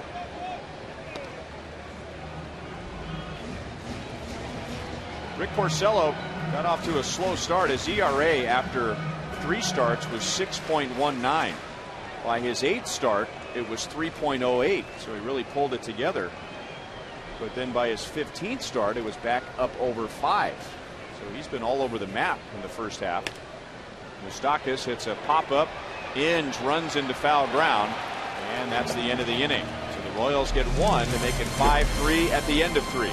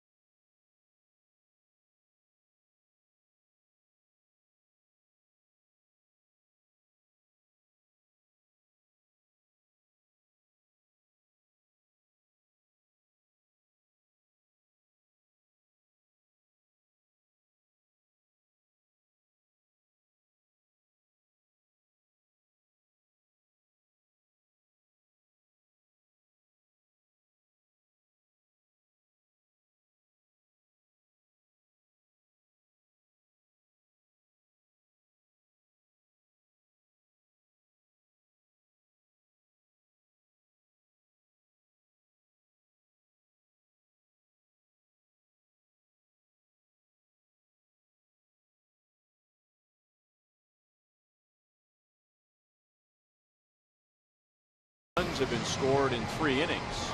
The wideband internet pitch speeds brought to you by Time Warner Cable, up to 50 megabits per second of pure online power. So that's where Porcello and Davies are with the radar gun tonight. Coming up Sunday, it's Kids Fest at Kauffman Stadium. Special appearances from SpongeBob SquarePants and Dora the Explorer of Nickelodeon. First 8,000 fans aged 14 and under receive a Royal Superhero Cape, presented by USA or US Toy. That's a final game before the All-Star break.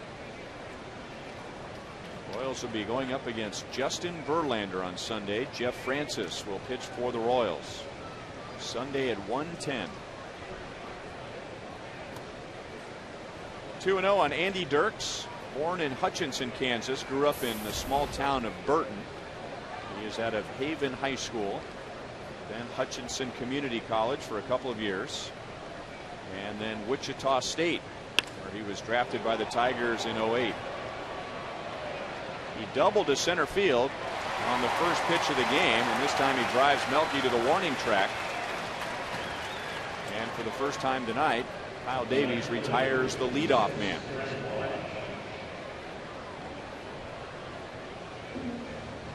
Ryan Pena goes out there and says, hey, let's build on that.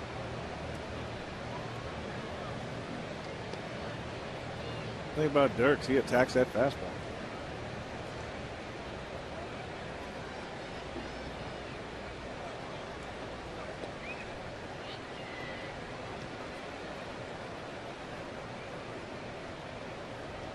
Brennan Bosch has grounded out twice. Kyle hangs a curveball high.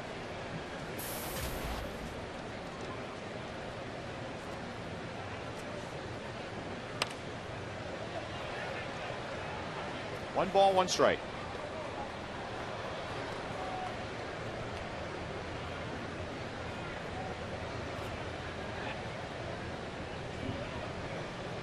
Tigers winning last night 3-1, and they have the best record against the division of any team in the American League Central.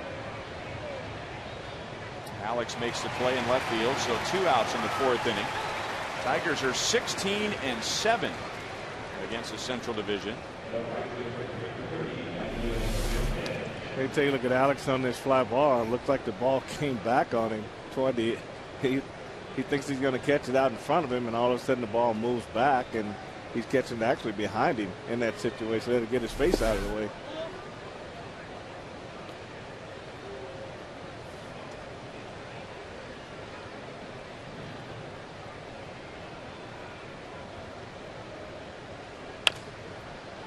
And now Maglio Ordonez up the middle, gets it in between Escobar and Getz. Ordonez with a home run, a walk, and now a single.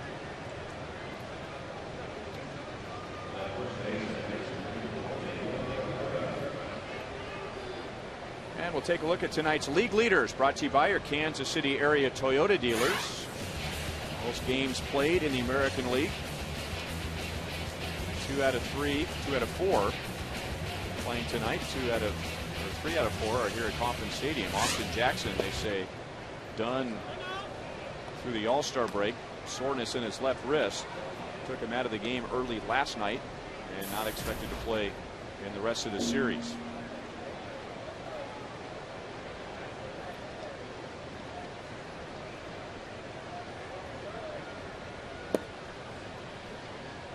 Two and 0 on Cabrera.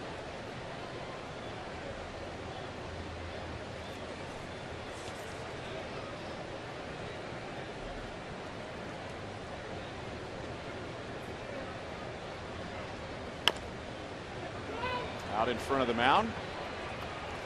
And for the first time tonight, Kyle Davies has a scoreless inning.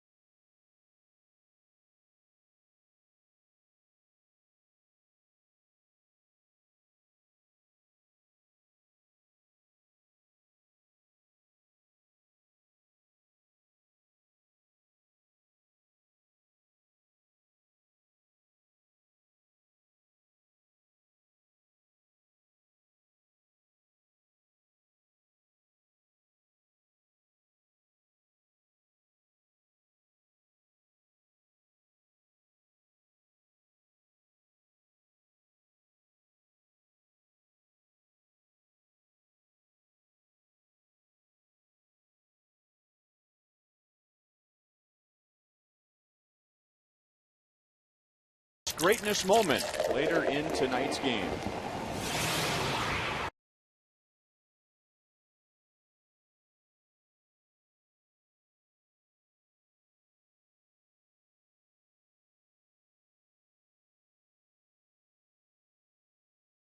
Of the 4th with Brian Pena, Alcides Escobar, and Chris Getz against Rick Porcello. And a strike to Bryan. He struck out in the second inning. I talked to Bryan before the game and asked him what he was doing different at the plate, and he said basically he's trying to be a little more patient, but being aggressive in being patient and get deep counts and work himself into a better hitting count before he swings the bat.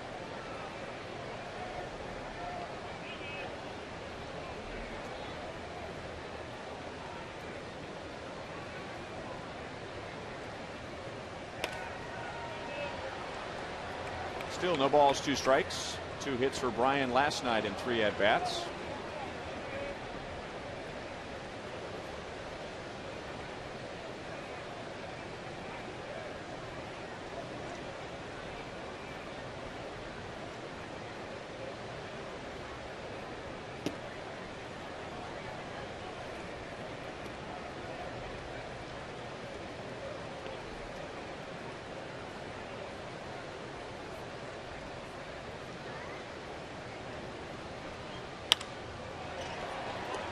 Still 1-2.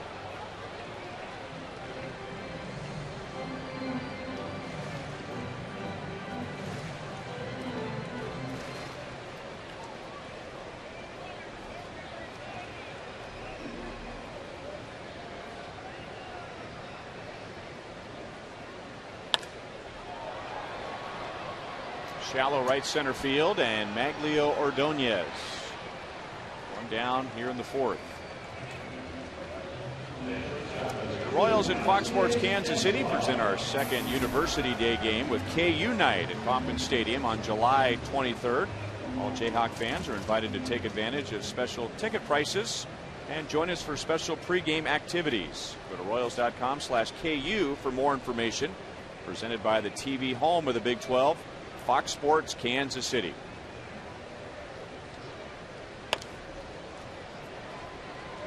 Two bounces out to Ryan Rayburn, and Alcides Escobar is 0 for 2.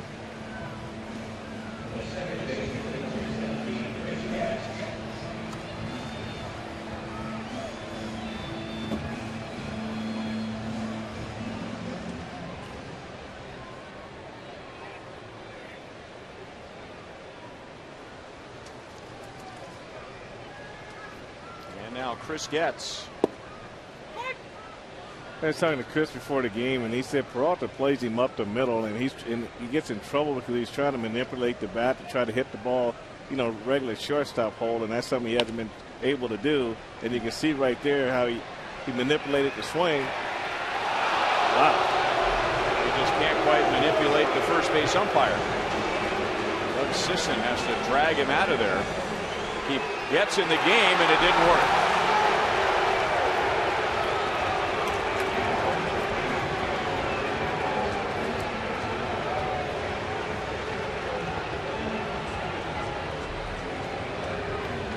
Getz is thrown out of the game after he was thrown out by Peralta. I don't know if we've seen that emotion from Chris Getz since he's become a Royal.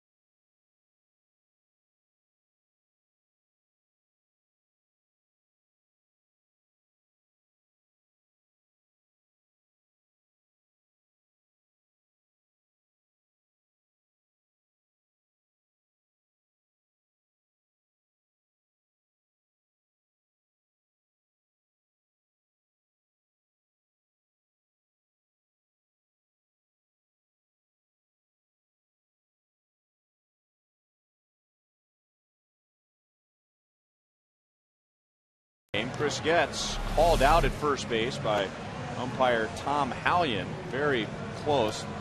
Maybe Getz barely beat the throw. It wasn't obvious, and Getz vehement in his argument with Tom Hallion, who told him to hit the showers. Like you said, Ryan, that's the most emotion we've seen from Chris Getz this year, but it shows you how hard he's playing and how hard he's running down the line. But when you look at the replay, if he hits that base with the front of his toe, then it's a little more easier play to call for the umpire. But when you set that whole foot down, it's still a close play. And Chris Getz, for him to argue, he had to feel like he was safe.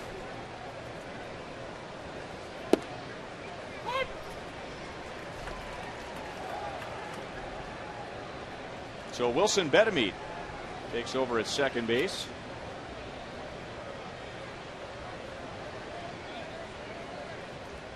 Betemit with the Royals has been mostly a third baseman and a first baseman, but he came up through the Braves system as a shortstop. 2 strikes on Victor Martinez, 0 for 2. He does have an RBI with a ground out.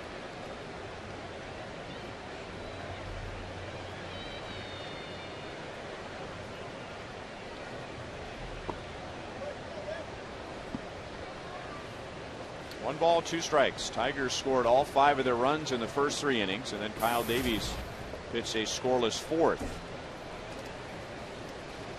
Well, normally when you don't start a game, Ryan, you're sitting on the bench, and usually about after the 5th inning, you start thinking about getting in the game, either a pinch hit or whatever it might be. Wilson Betemit, he was probably sitting there just relaxing and watching the game, and now he finds himself in the game.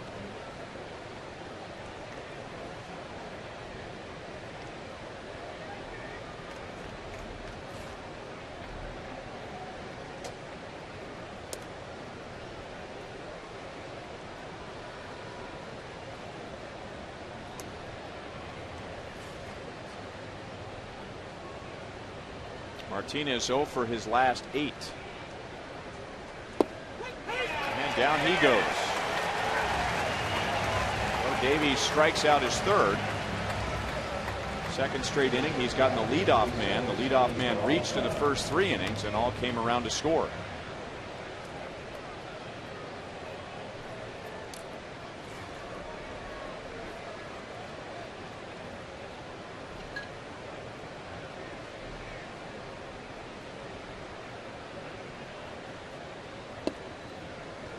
Ball is inside to Johnny Peralta. 2 hits, a single, and a run scored, a double with an RBI.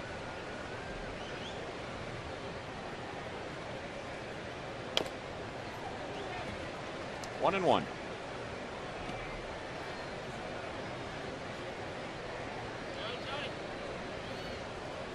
Yeah, it's tough on hitters when the pitch is away and they hit around it, and that spin on the ball comes back down on top of the foot. That is probably the worst feeling you can have as a hitter, is hit the ball right off the top of your foot.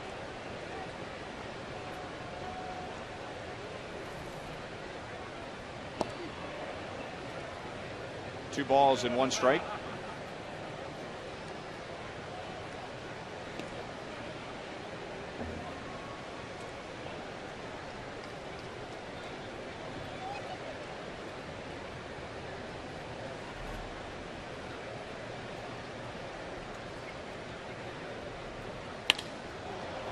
Line to center field, but Melky Cabrera is there. So Davies has retired 7 of the last 8. 2 down in the 5th inning. Royals tailgaters become a parking lot legend by entering the Ultimate Royals Tailgate Sweepstakes. A lucky winner will receive a tailgate for up to 30, catered by Jack Stack Barbecue. Royals game tickets for the entire group, an exclusive DJ, a special visit from Slugger, and much more. Enter today at royals.com/ultimate tailgate.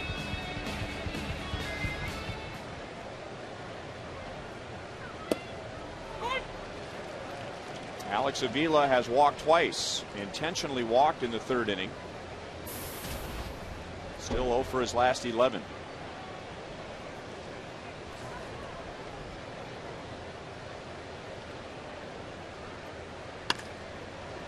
And that puts an end to that. Got a breaking ball that stayed out over the plate, and he's going to test Melky Cabrera. Bad idea. 32nd outfield assist for the Royals this year.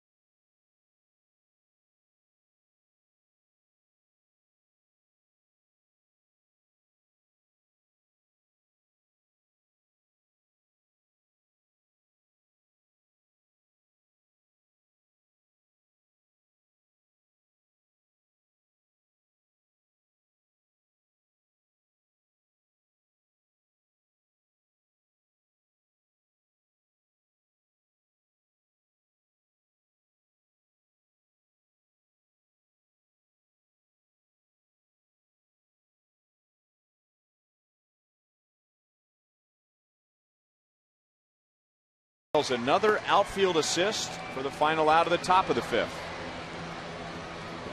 Outstanding play right there, Rhino. He goes over and sets his feet, gets everything into this throw, and just a nice one-hop throw to Escobar. Just everything worked perfectly.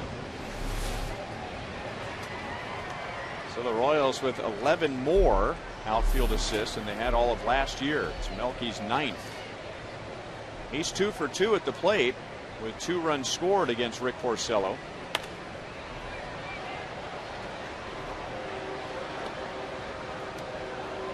Alex Gordon and Billy Butler to follow.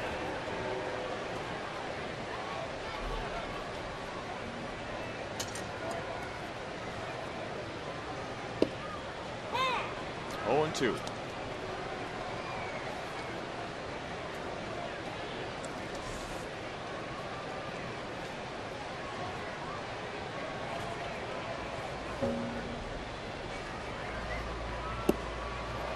Porcello gets him this time. Only needs 3 pitches to strike him out, and that's 5 for Porcello. And we'll look at tonight's AT&T trivia question. Derek Jeter 2 hits away from 3,000, and we'll do it with just one team. Who are the 5 American League players in the 3,000 hit club that played for only one team?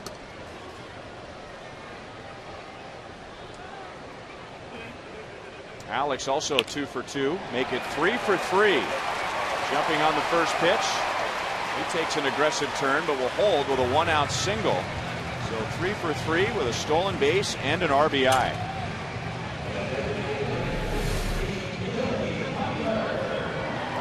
Alex just takes a nice easy swing at this pitch. Porcello leaves this pitch up a little bit, moving away from Alex. He's strong enough to reach out there and pull it back into right field for a base hit. So you can see right there was at the end of his swing, and that top hand came off early. So this is always, couldn't reach any further on that ball going down and away from him.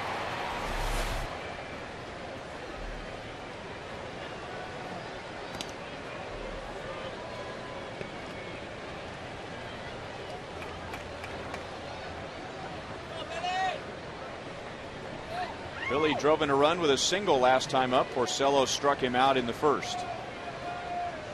And the single put an end to an 0 for 9. 0-1 with a slider.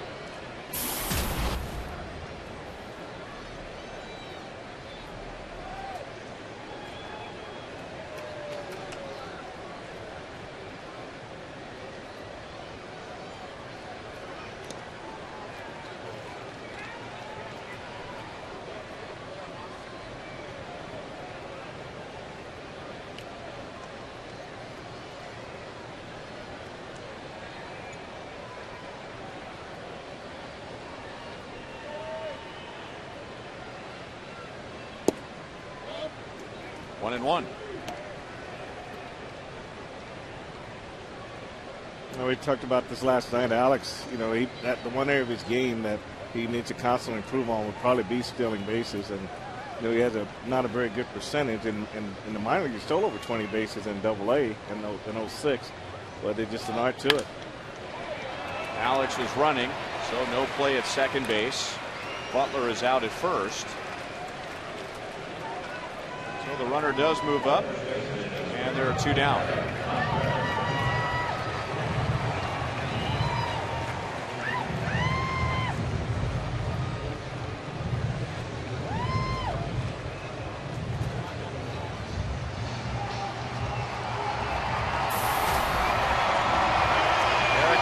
Walked in the first inning, grounded into a force out in the third.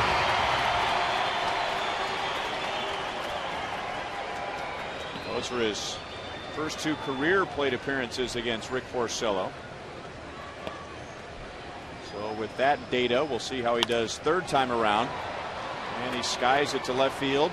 Brendan Bosch makes the play, and that's the inning. At the end of 5-3 Detroit.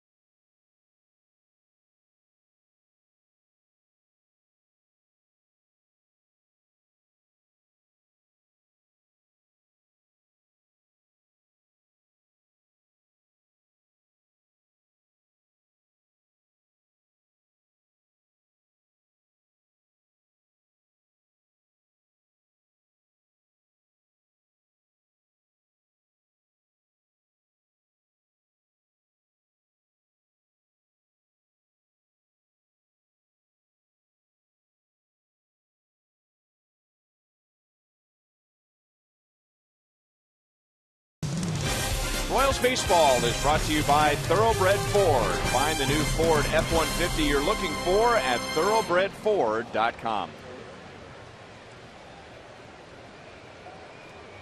Game 2 between the Royals and the Tigers. Tigers winning last night 3-1. And they lead 5-3 tonight. Playing tomorrow night and Sunday afternoon. Kyle Davies' first pitch is rolled to Escobar. 1 pitch, 1 away.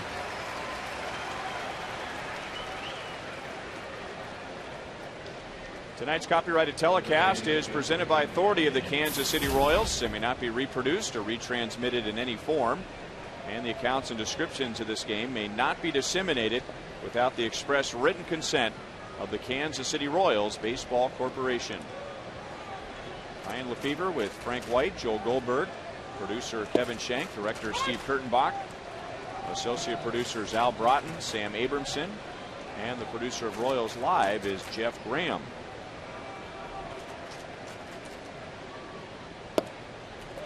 Ball, 1 strike on Brandon Inge, who has an error tonight which led to 2 unearned runs. He has popped out, grounded out, 0 for his last 12. And behind 1-2 against Kyle Davies.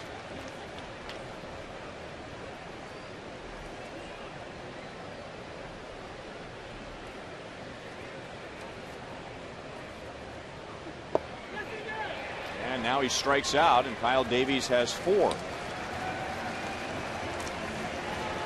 Calling all ladies. Join us here at Kauffman Stadium on July 23rd for Girls Night Out, presented by KC Chevy Dealers. The event will feature free massages, mini makeovers, dueling pianos from Howl at the Moon, and the first 10,000 ladies receive a special ladies powder blue KC cap. presented by KC Chevy Dealers. Proceeds benefit the American Heart Association.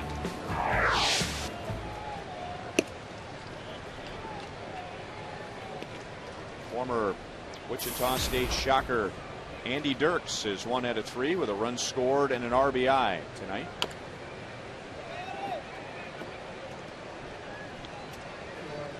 Tigers with 2 in the first, 1 in the second, 2 in the third. And now Kyle Davies working on his 3rd straight scoreless inning. He dropped his arm down a little bit, 1-2. Yeah, nice location and just a straight fastball, straight 4-seam fastball.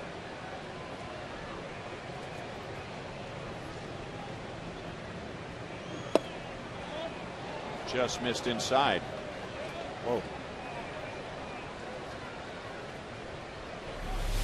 Well, you can see this ball starts inside, then it moves back toward the inside corner. And pulled through the hole. So he doesn't get the call. Dirks gets another pitch and singles with 2 outs. 9 hits tonight for the Tigers in 5 2/3 innings.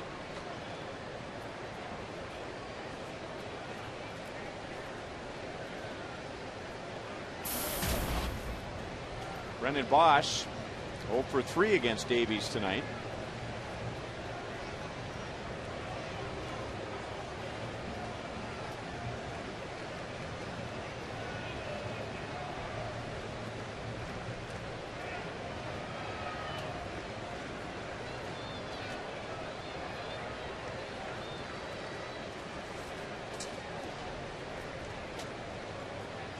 Kyle now over 100 pitches.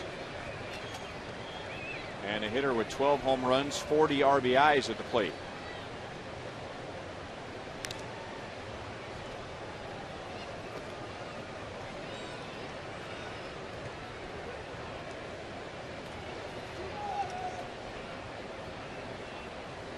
The long innings being innings 2 and 3.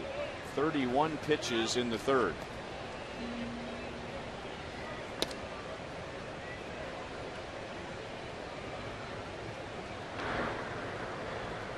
And it's Blake Wood warming up behind Davies in the Royals left field bullpen. Maglio Ordonez comes up after Brendan Bosch, and he's been on base 3 times against Davies tonight. And Bosch off the end of the bat sounded like he broke his bat, and that is foul. 1-1.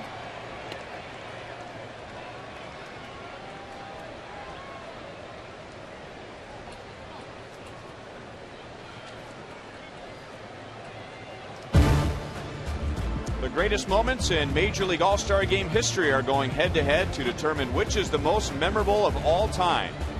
Go to MLB.com/moments and vote now for your favorite, and tune into the All-Star Game on Fox. That's coming up on Tuesday. Coverage begins at 7 o'clock, and you can find out who won.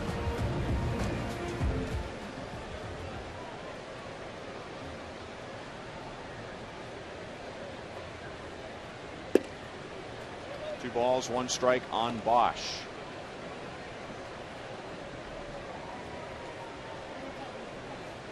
You get a guy like Bosch who has a great first half of the season as he did in 2010, and he falls off in the second half of the season. You go into spring training not really knowing what you have going forward, and he really just took off the first half of this season and having a great season. Dirks is gunned down by Brian Pena, so it is 3 straight scoreless innings for Kyle Davies.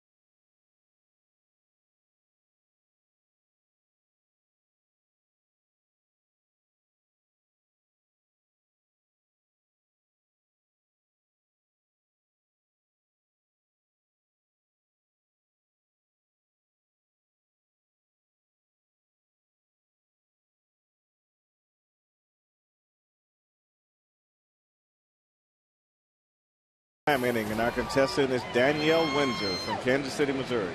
If the Ross hit a home run this inning, Danielle will win $4,300. If the Ross hit a grand slam out of the park, Danielle will win $25,000 from Sonic and the Kansas City Royals. And Jeff Francoeur, the Royals' leading home run hitter, will lead off against Rick Porcello. The pitching has taken some control over the last 3 innings. It was all offense in the first 3. All 8 runs were scored in the first 3 innings. Francoeur a little bit out in front. 1 ball, 1 strike.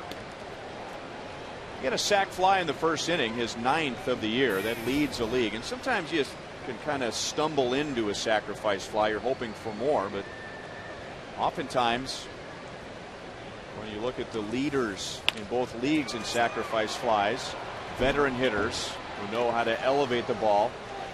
The runner at third base in less than 2 outs. Francoeur 0 for 2 with that sac fly tonight. I think you're right, Ryan. I think what the veteran guys can do is they can hit the borderline pitch up and the borderline pitch down and still get something out of it. And when you're going to drive in runs, you can't always wait for that perfect pitch to hit. A run producer will hit the borderline pitches. Porcello goes about 91 pitches per start, and that's about where he is right now. And David Percy, a lefty, will be the Chevy call to the bullpen with Mike Moustakas coming up.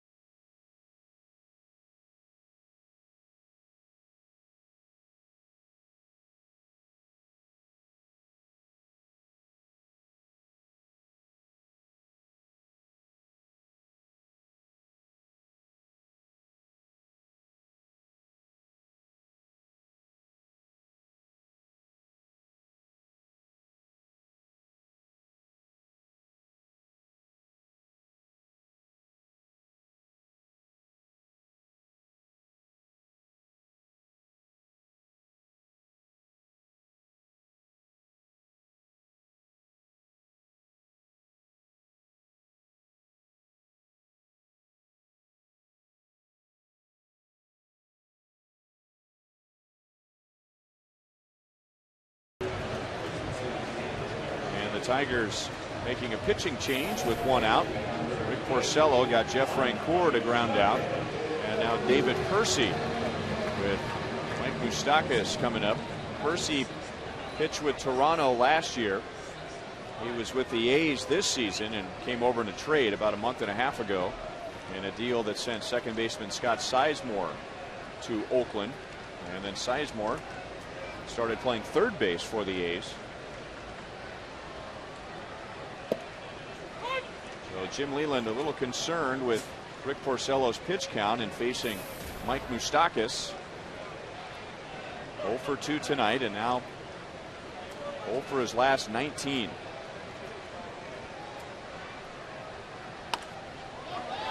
Popped up, and Avila goes to the dirt behind home plate, and there are 2 down. I think Moose is just going through that transition period where you get up here and you're facing both good right-handers and good left-handed pitching, and just trying to make that adjustment. And Hosmer went through it for a little bit, and he's just going through the same thing. So the key thing here is that you still have to be aggressive at the plate and swing aggressively at the pitch, even though you may not hit it or may not have success, but you don't never want to lose the aggressiveness at the plate. And you can understand his frustration. He's a year removed from 36 home runs and 124 RBIs. I'm sure that he's expecting bigger things a lot faster than they've come so far. But when you get to your hitting coach Kevin Seitzer, and you start making some changes, and it takes a little while before whatever they're working on sets in. And You just got to make sure that you don't let the frustration get involved with what you're trying to do, and that just slows the process down a little bit. Those numbers are impressive by themselves, but then you remember a minor league season is 5 months. He did that in 5 months. The big league season is 6 months. So in the big leagues, if somebody hits 36 home runs and drives in 124, you go, wow. But then take 1 month away from the guy and then put up those numbers. Makes a huge difference. Right now, I'm sure he feels like he's a million miles away from that.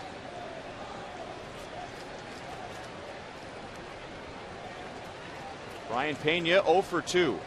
Batting from the right side for the first time tonight. Hits it into a big crowd at Kauffman Stadium on a beautiful Friday night. It was warm today, not blazing hot like it can be in July. And now a breeze blowing in from the east has cooled things down. But a Friday night, Buck night, fireworks after the game. And Royals fans have come out to mostly fill up Kauffman Stadium tonight. 2-2. Yeah, last weekend before the All-Star break, and a lot of times you get good crowds on that last weekend. There's going to be baseball. Baseball's going to be gone for 3 or 4 days, and so they look forward to making that last weekend a good one.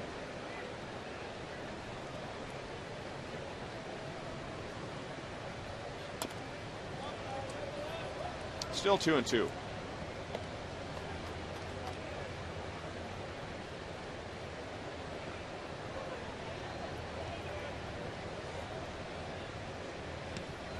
Not many empty seats.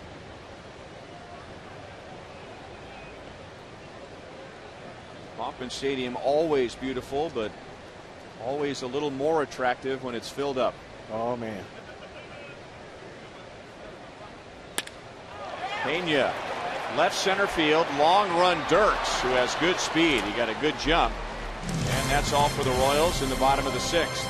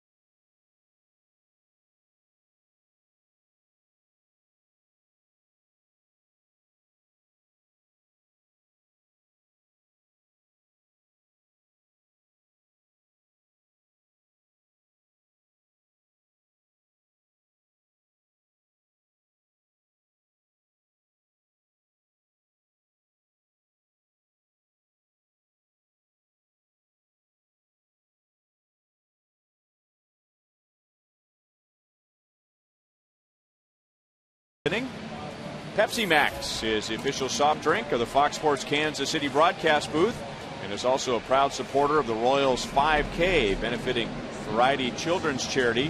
You can run or walk, and it all benefits Kansas City kids. Pepsi Max, 0 calories, maximum Pepsi taste. So it's Blake Wood in the 7th inning. Kyle Davies gives up 5 runs in 6 innings. So a Chevy call to the bullpen with Brennan Bosch, Maglio Ordonez, and Miguel Cabrera. Davies gave up all 5 of his runs in the first 3 and then finished with 3 scoreless. And the Royals' streak of so-called quality starts comes to an end at 4.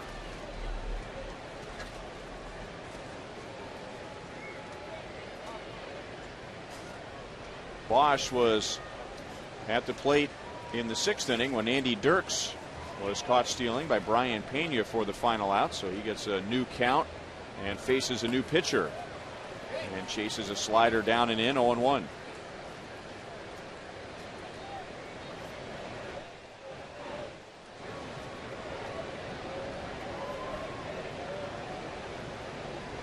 Bosch was 0 for 3 against Kyle Davies.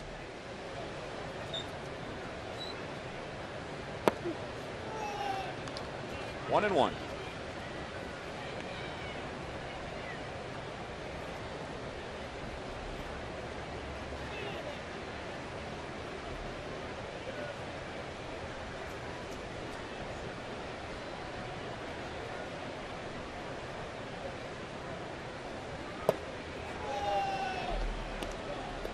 Two balls, one strike.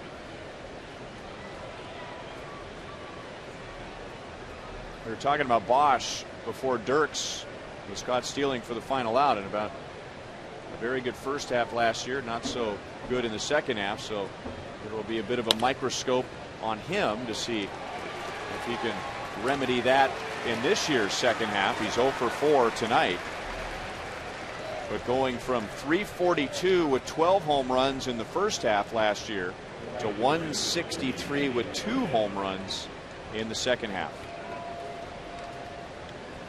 Fans, you can take batting practice with Royals alumni at Kauffman Stadium on August 27th. Royals alumni batting practice includes a light breakfast, t-shirt and shorts, an autographed baseball, and 4 ticket vouchers for next year. To purchase your batting practice package, call 816-504-4150.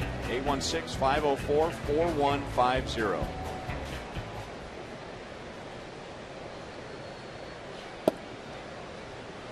1-1 on Maglio Ordonez.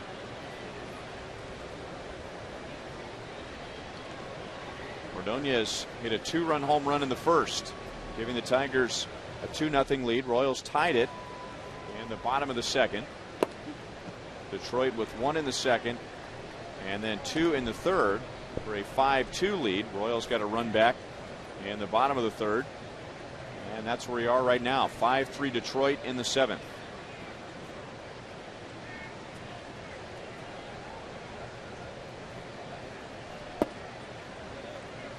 3-1.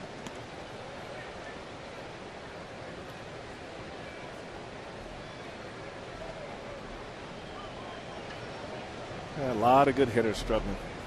Maglio, Brandon Inge on this ball club. Nice short half play by Moustakas and picked on the other end by Hosmer. So smooth.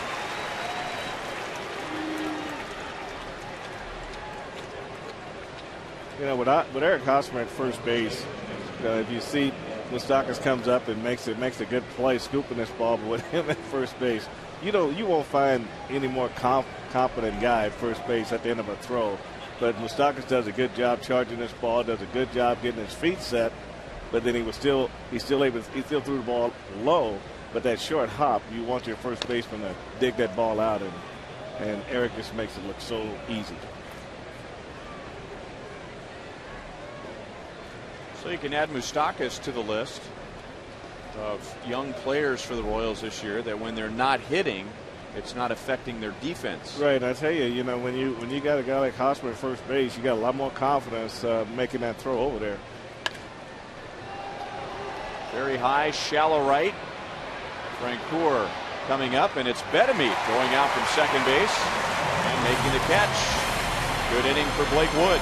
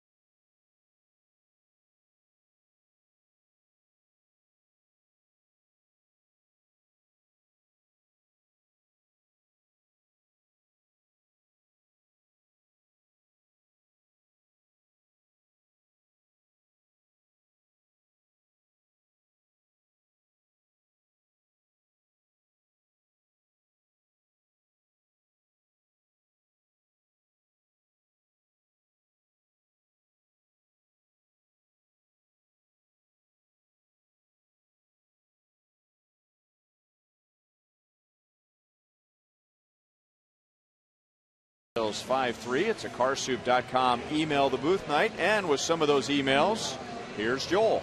All right, got a lot of emails in tonight, Ryan. Adam Wiederholt and Shawnee says, Frank, why did you pick number 20 to wear during your playing days? Well, Joe, my first year I wore number 19, but I picked number 20 because Frank Robinson was my favorite player. There you go. That's succinct and to the point, isn't it? That's all we need to know. Kevin McCardle says, my 6-year-old Ian watches every night. Capitals for every. Well, hi, Ian. Hi, Ian. Hi, Ian. Is it past his bedtime? That's the summer. He wants to know who will finish with the highest batting average for the season. What do you guys think? Oh boy. I'm gonna stay with Alex. I think I'm gonna pick Gordon, I believe. That's what Monty just yelled over here in the booth as well. Ryan? Well, if you go with history, Billy's at 290 something right now, and I don't think we've seen the best of him yet this year. And he's right around a 300 career hitter, so he has the history. But gosh, I don't see anything that's going to slow down Alex Gordon, because if he's not driving the ball for extra base hits, he's getting his singles. So I'll go with Alex also. Joel? I'll go Billy. He's 10 points behind Gordon, and I will go with the history. I don't think, by the way, Alex will slow down, but I think that Billy will pick it up as well. That's it up. That's that chance. You're right about that.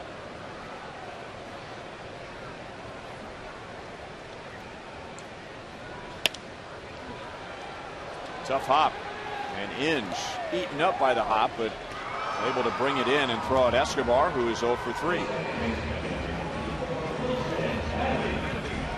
Dennis Rocher, Kansas City, Kansas, says, with the variety of uniforms, wide variety of uniforms, who decides which one will be worn when?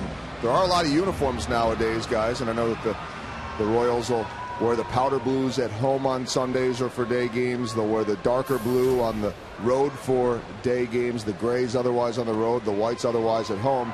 Sometimes there's a little superstition involved too, isn't there? That could be. I know in the minor leagues the starting pitcher decided which uniform top would wear, but I think they pretty much got it figured out on certain days what color they want to wear. I know as far as us in the booth, Ryan decides what color we wear. That's not true. That's only because you don't want to decide it, Frank. Exactly. I'm the rookie. He's the third-year rookie, Ryan. Here's how the conversation typically goes before we go home at night. So what color do you want to wear tomorrow? And I'll say, I don't know. You want to wear blue? And Frank will go, do you want to do blue? Well, yeah, but we can wear a different color if you want to. No, I'll wear blue. And Frank will go, okay, you sure you want to wear blue? Well, what color do you want to wear? I'll go with blue if you want to wear blue. It'll take us 5 minutes to sort that out before we leave the booth. Yeah, I think you got to go with experience in that situation. I always defer to you. No, but the point I just made, though, is you make me earn it. Because you always come back with a question. Stephen Young. So you think I should just say, what color you want? And I say blue. That's it. Done. We're going with blue tomorrow. All right, I'll try that tonight. Okay. I'll try that tonight. Anyway, we'll let you guys. Maybe you guys could break in on Boulevard Royals Live, and we'll bring in the live discussion of who's going to wear what tomorrow. Who decides your color? All right. Who decides your color, Joel? I do. That's it. Okay. Stephen Young in Derby, Kansas says, when was the last time the Royals had multiple players in the All-Star game, and who were the players? And that was 2003, Mike Sweeney and Mike McDougal. But we did have a trivia question on Real Royals Trivia today, asking about the players who had gone to the All-Star game as a Royal the most after George Brett. George Brett had the most, and then there were 3 players tied with 5 selections. You guys know who they were? Frank. Right. Otis. Yep. Sweeney. And Sweeney. Enemy takes a 1-out walk, and the first Royal to reach against David Percy.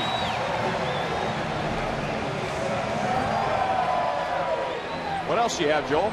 Well, This one was for Frank from Terry Ruth, Kansas City, Missouri, saying, Frank, is it hard to adjust to a reliever, say, going from Charlie Huff to Mitch Williams in your day? And I don't know if you went from Charlie Huff to Mitch Williams, but I think the point is going from one type of thrower to another type of thrower. All I can say to that, Joel, is you face a knuckleballer, you got a chance to be in a slump for a few days. It is a big difference. Now, I didn't experience this as a player, but as a broadcaster, I'll never forget 2006. The Royals opened the season here against the Tigers, who would eventually go on to the World Series. And in the old broadcast booth configuration, we had a sliding glass door in between the home radio and visiting radio booth. And Kenny Rogers started that game. It was mid-afternoon, shadows everywhere. He came out after throwing 82, 83, 84 miles an hour. And some guy named Joel Zamaya came in. And Denny slid the glass door open and asked Jim Price, the longtime radio voice of the Tigers, what does this guy throw? And Jim Price said, he throws 100 miles an hour. And we kind of went, yeah, right, you know, whatever. Well, he threw 100 miles an hour. So can you imagine dealing with tough shadows and going from Kenny Rogers, a soft-throwing lefty, to Joel Zamaya, a hard-throwing righty, and nobody had ever seen Zamaya before. Wow. Normally, it's not a good thing for the pitcher, and there's Jim Price, a former Tiger, and was one of their catchers in 1968 when they won the World Series. Normally, though, Frank, when the manager makes the first trip to the mound, that's usually not a good thing for the pitcher. No, that's a challenge time at that point, and he's got a point he wants to make. It's something he sees that he's not happy with, and most time it goes with not throwing strikes. Well, he retired the first three, got the final 2 outs of the 6th.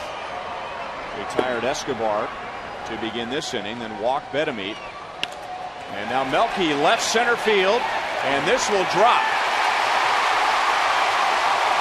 Bedemeat to third, he'll be waved home. It is a 1-run game. Melky Cabrera has his 3rd hit.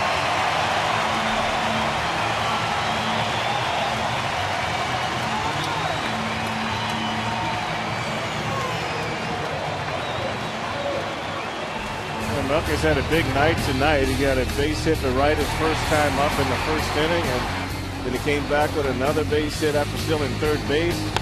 It's a base hit to right field his second time up. And then he just, on the right side, he gets this double in the left center field to driving Wilson Bedemeat. And you see Wilson right here making a turn at third and starting to get some action now. So 3 hits, 2 runs scored, an RBI, a stolen base, and an outfield assist for Melky Cabrera. Pretty good night at the office. And he's 1 RBI away from 50. Trying to do that before the All-Star break. And now we get to a hitter who is 3 for 3. Alex with 3 singles, including an RBI, is 47.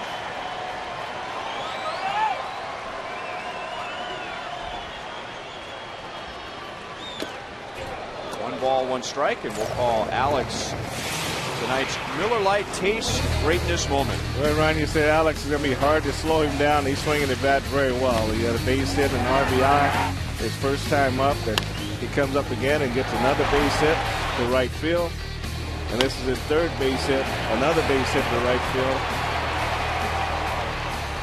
And he also throwing a stolen base with that for him tonight, and he's having a very fine night too.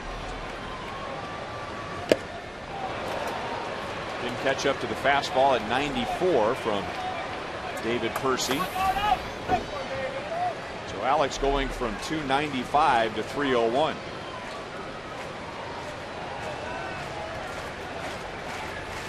He had been 1 for 11 against Rick Porcello. Remember, I said that just doesn't make sense. Right.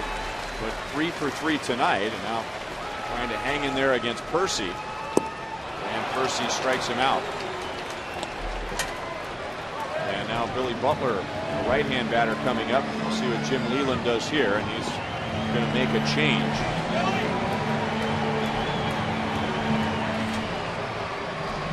A One-run game with 2 outs in the 7th.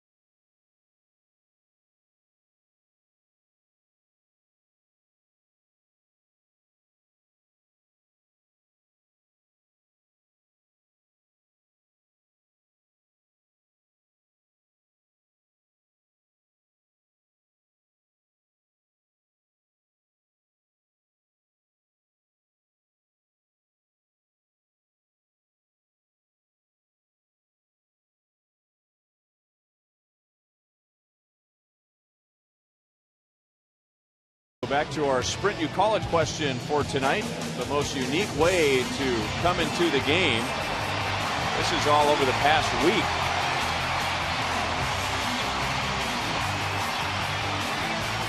That's got to be the winner, right? In our Sprint You Call It question, 52% going with the Cirque du Soleil guy. Walter. His friends call him Wally. Royals getting their first look at Lester Oliveros. Right-hander coming up through the Tigers system. Signed out of Venezuela in 2005. Tying run at second base, 2 outs. Billy Butler 1 for 3 tonight with an RBI single. And grounds it deep short. Peralta keeps it on the infield. Long throw. Got him at first base. An outstanding play by Peralta, and the Tigers hang on to the lead.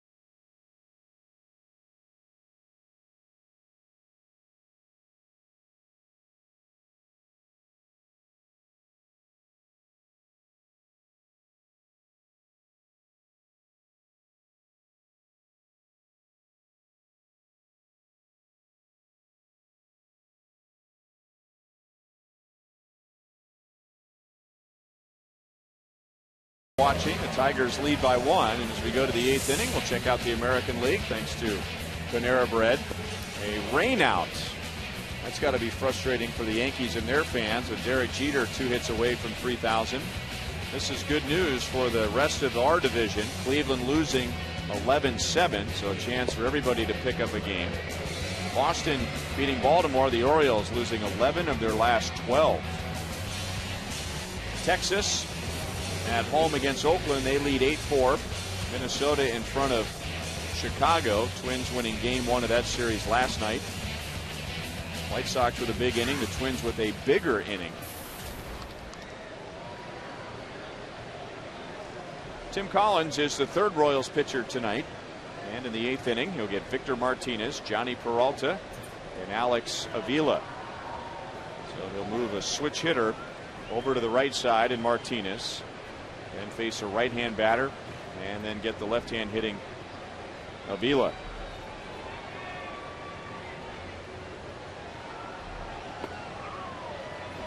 Kyle Davies went 6. He gave up 5 runs, all of that in the first 3 innings, and then finished with 3 scoreless innings. Blake Wood turned in a scoreless 7th.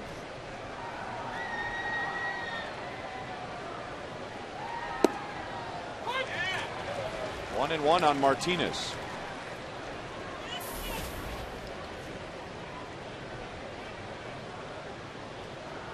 Hitting .330 as a left-hand batter, .269 as a right-hand batter.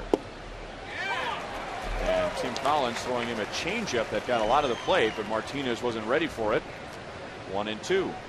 Yeah, well, this motion, these guys is that changeup pretty well, and just like his curveball, when he gets a good feel for it and good touch on it, it really comes out off of over his left shoulder, and you don't pick it up right away. And then very late on the fastball.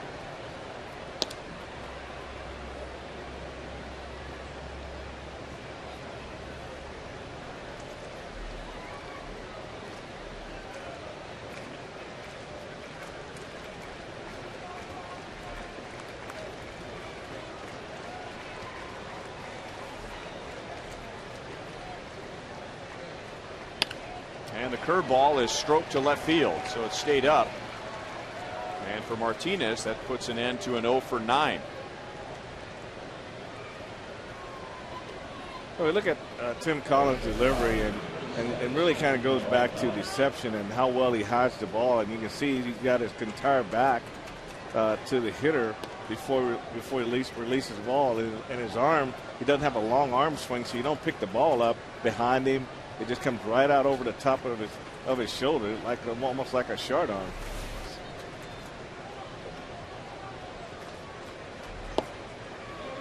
Down and into Johnny Peralta. Every time a leadoff man has reached tonight, he has come around to score. Good changeup. 1-1. Royals in the first and third innings had the leadoff man on, coming around to score. The Tigers in the first, second, and third innings trying to add on in the 8th inning after the Martinez base hit. And Collins is ahead, 1 ball, 2 strikes. Well, when the Tigers saw this young bullpen in the Royals early in the year, they came out throwing a lot of fastballs, and now as the year's gone on, they've all started to incorporate their secondary pitches a little bit more, and that's why Tim Collins' changeup has been so effective to this point. Not a very good swing. Collins jumps high into the sky to bring it down. Well, maybe not high into the sky, but a good play and a force out at second base. Very good play. Very good play to make this stop, and a very good play by Escobar to keep this throw alive at second base. So that's one of those things when you get this throw from a pitcher. Here's Tim Collins. He's on the mound. He uses the mound to get up. Great catch. Great balance.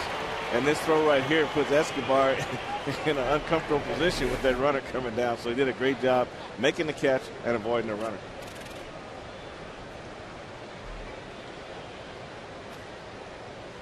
Sigh of relief. Mm-hmm.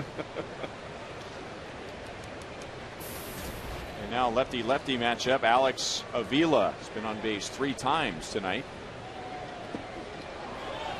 Got away from Pena. Peralta took a couple of steps towards second, but holds, and it's 1-0. You take a look at this pitch here, and Brian Pena, his defense has gotten so much better behind the plate as the year's gone on, and got a little help from home plate umpire James Hoy on that ball when it bounced up, but he's just been doing a better job behind the plate of just blocking some tough ball. And that ball bounced so far out in front. He's lucky to just go right over his shoulder right away.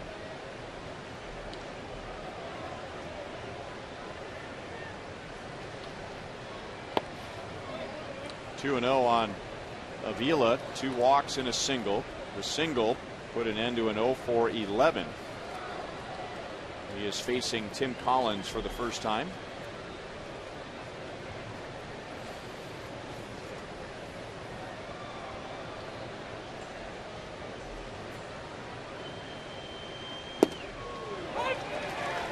Two and 1. Our AT&T trivia question for tonight: who are the 5 members of the American League's 3,000 hit club that only played for one team? Derek Jeter trying to become the 6th. I think I have 4. How about you?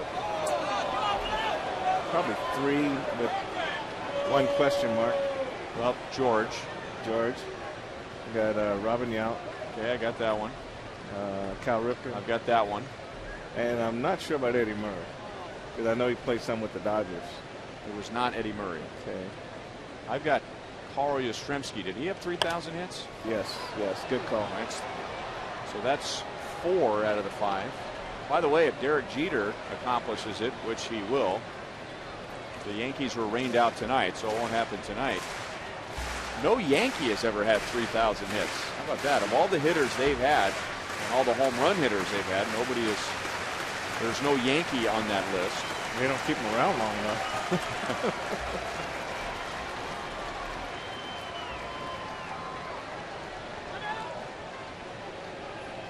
Yeah, you know, Wade Boggs had 3,000. He didn't get it till he went to Tampa. Right. And he played with the Yankees after leaving the Red Sox. And Carew spent time with the Twins and the Angels.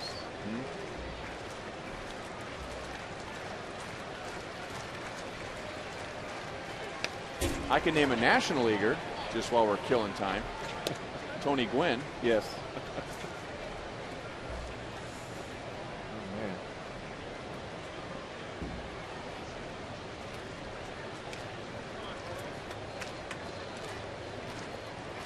Oh, okay, we have a clue. He's in the house, or the team is in the house. Was it Ty Cobb?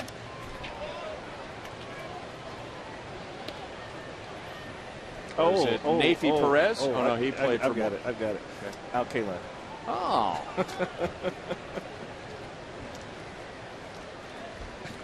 Pretty good. We had 4 of the first 5 pretty quickly.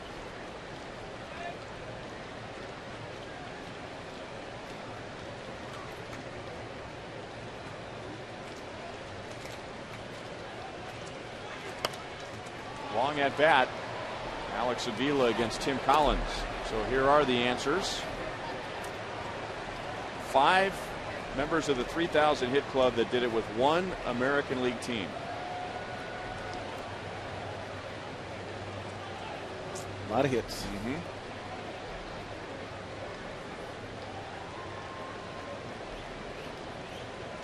Did Cal Ripken really have husky blue eyes like that?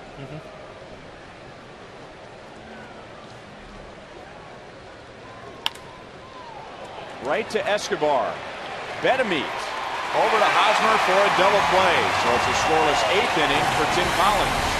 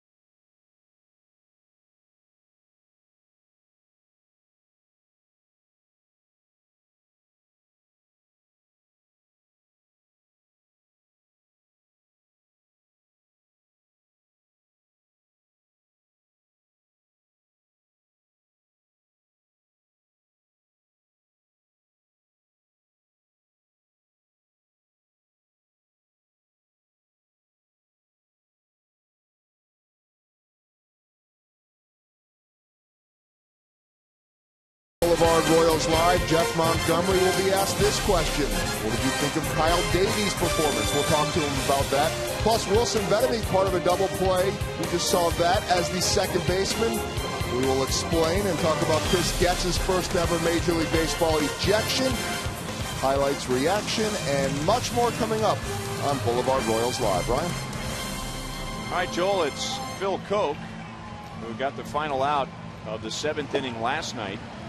He will get the 8th inning tonight. Phil Koch started the year in the Tigers rotation, and that lasted until the end of June. So back to the bullpen, and the Royals have some left-handed bats coming up. Eric Hosmer, Jeff Francoeur, and Mike Moustakas. Royals with 2 runs in the first inning, 1 in the third. Those runs against Rick Porcello, and 2 of those runs were unearned. And then the Royals got a run against David Percy in the 7th.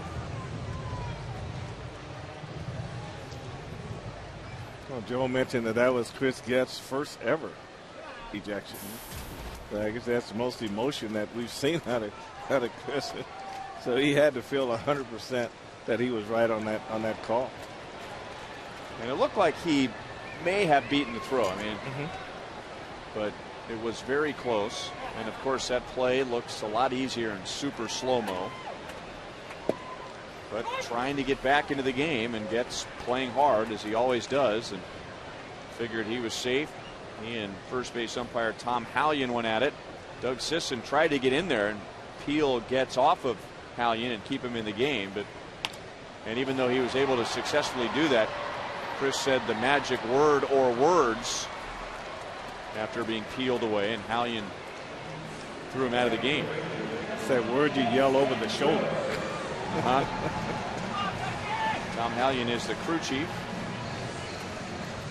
We'll see him behind the plate tomorrow, and we'll get to enjoy his called third strike, his little dance behind the plate. And that's true. Jim Leland was saying when they were out playing the Angels, they had 4 ejections by Joe West's crew, Angel Hernandez, and they. Boy, that's odd. I think Joe West had 2 ejections, and Verlander got ejected. Porcello was ejected for saying something from the bench, and Jim Leland just feels like it's just too much animosity between the players and the umpires, and that something really needs to be done. Because I remember when I started playing, the umpires make a call, and you'd have to chase them down the line in order to get in front of them. They ran away from confrontation, but these guys are more confrontational. You know, it is their job, and they're paid well to be Major League umpires. I would think, though, it would be harder these days to be an umpire. There are more cameras in the ballpark. Oh, yeah. High definition. And so it is much easier to point out their mistakes than it was when you played.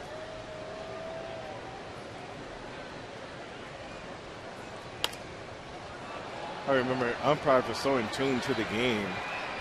So I started a game. I started a game against Cleveland when Gaylord Perry was pitching, and had a couple successful at bats the first couple times up, and then I got knocked down the 3rd time, and I'm laying on the ground with that white chalk in my face, looking up at Hall of Fame umpire Nestor Shalak, and I'm looking for help. I'm just out of AAA. I don't know what's going on.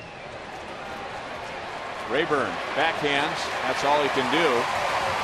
And it's an infield hit for Francoeur, which gives him a 7-game hitting streak. So I'm looking up at Nestor for help, and Nestor looks down at me and says, "Welcome to the big league, bro." So much for the help. So much for the help, and Francoeur gets another base hit. Rayburn does a good job cutting it off, and no play at first base. But it just shows you how in tune they were to the game, and some of the processes that rookies go through in order to feel like you're part of this game at this point. So you get knocked down, you get challenged in a lot of different areas. Umpires call plays on you to see how upset they can make you, to set you up, get you kicked out first. If you want to get kicked out early, they do things like that. So you get tested pretty early by the other team and by the umpires. Mike Moustakas was the one man that Phil Koch faced last night. Got him on a fly ball to center field.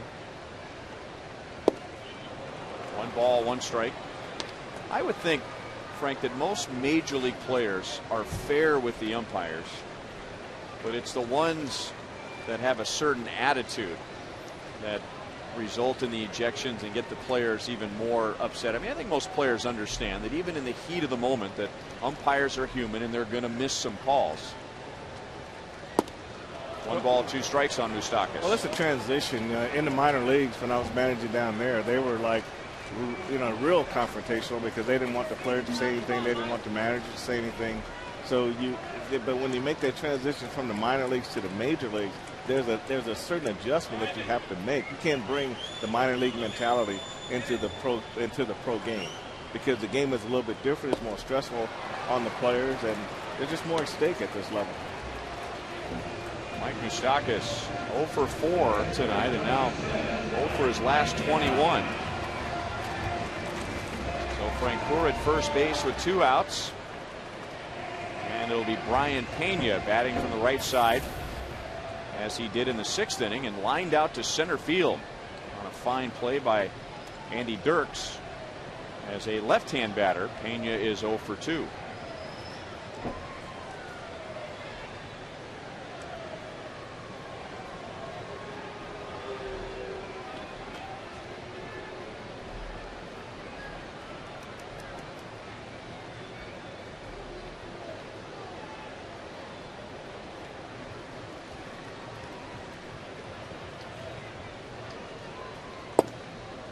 One ball, no strikes. Brian hasn't seen a lot of Phil Coke. 3 plate appearances. And he's 1 for 2 with a double and a walk.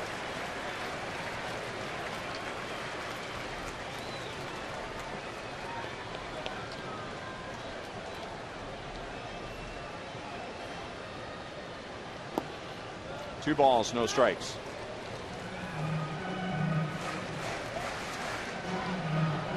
MLB.com's At Bat 11 app for Android, BlackBerry, and Samsung Galaxy Tab is live baseball.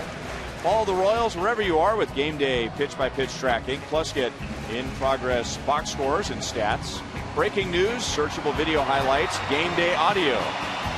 Text At Bat to 31826 or visit Royals.com for details. If the Royals take the lead, Joaquin Soria getting ready for the 9th inning. Francoeur takes off, and Avila throws him out. So Pena will lead off the bottom of the 9th. It is still 5-4 Detroit.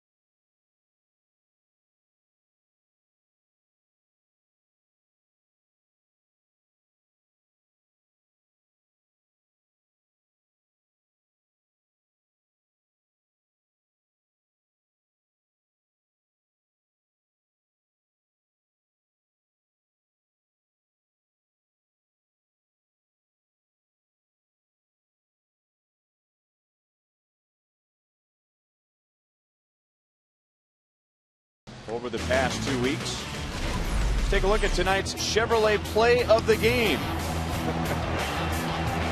This is usually there's a guy protecting the lady, but here the lady protects the guy and makes a great catch. A great one-handed catch. The thing I don't understand is the fella sitting next to her, and maybe we can get a look at that again. I mean, where's the love for that great effort there? I mean, I don't know. That might be her brother. It might just be some guy who happens to be sitting next to her. But instead of standing up and enjoying the moment with her and clapping for her, he turns and says something to the row behind him as if to make some excuse of why he didn't get out of his chair and make the catch. I mean, there you go. Come on. Let's go. See, watch. There's the great catch. Leaping one-handed. Now, the guy in the white shirt, look at, yeah, whatever. Come on, give her a hug. But he turns to the back row and says something. She just saved your life. Yeah, I mean, now watch. Yeah, whatever. She thinks that's a great catch. Big deal. Who cares? I'd have made that catch with my eyes closed. Everybody's giving her a high five except for the guy she's sitting with. Oh, my goodness. I mean, this is her moment. Yes, it is. I have to say, that's the first one-handed female catch that I've seen. She's got to hug him. You know what she's saying? This was a great first date. Thanks a lot. It was nice knowing you.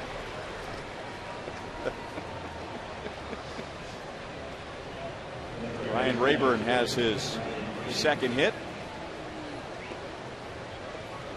Leadoff single for Victor Martinez in the 8th inning. The Tigers did not turn that into a run as Tim Collins got Avila to ground into a double play. And now Rayburn on to begin the 9th.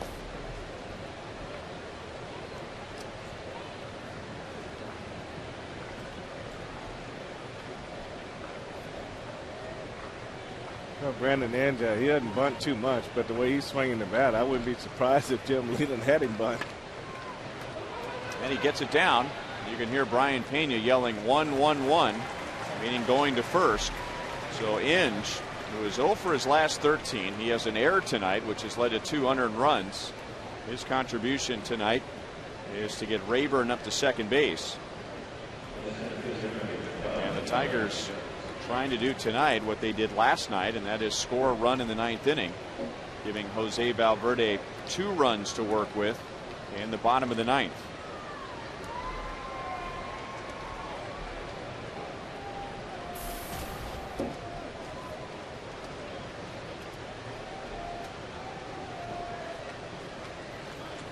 And now Andy Dirks, former Wichita State Shocker. He's had a good game on defense, a good game at the plate. 2 hits, an RBI, a run scored. Drafted in 2008. Signed by former Wichita State Shocker Chris Wimmer, whom I played against, and he was a stud.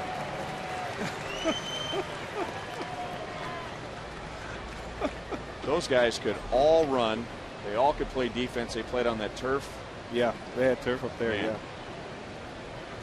Wimmer was going to give you about 80 or 90 hits a year, steal about 40 bags. He was some player. 2 balls, 1 strike. Jose Valverde getting ready for the bottom of the 9th inning. And as he warms up, practicing his game-ending pirouette. Hosmer to the hole, gets a glove on it, but Collins was not off the mound in time. Don't know if they would have gotten Dirks, who runs well, but there was no play at first base. Well, you got to at least get over there. Once that ball goes to the right side, you got to hustle over there. And that was one of the rare times that you see 2 players dive for the same ball. You know, Hosmer dove, and at the same time, Wilson Bettamy dove behind him. You can see right there, you don't have Collins in the picture yet, and Hosmer's ready to throw. So, nice play.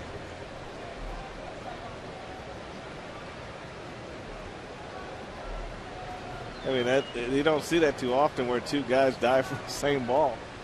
Now, is that a dive, Frank? Or no, I'm serious. Is that a dive or is that more of just a stumble, losing his balance? I'm going to call it a dive tonight. Okay, that's great. Just like I said, Billy Butler took out Johnny Peralta at second base with a slide earlier in the game.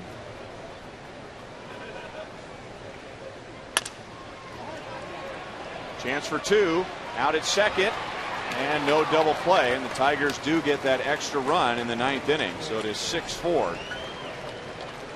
And Brennan Bosch is 0 for 5 tonight, but that was a productive out. He drives in his 41st run of the year. Well, you just kind of go back to the play at first base, kind of set that up right there, Ryan. And, you know, that was an awful tough double play to turn. And Dirks got down there on top of Escobar, and he couldn't get the throw off. So it's just one of those situations where the little fundamental things right now are coming into play. So Austin Jackson out with the sore left wrist, came out of the game early last night. And the Tigers saying that we may not see him again before the All-Star break, and maybe what they mean is he won't hit again before the All-Star break. But now they have his speed at first base, and they'll have his glove for the bottom of the ninth in center.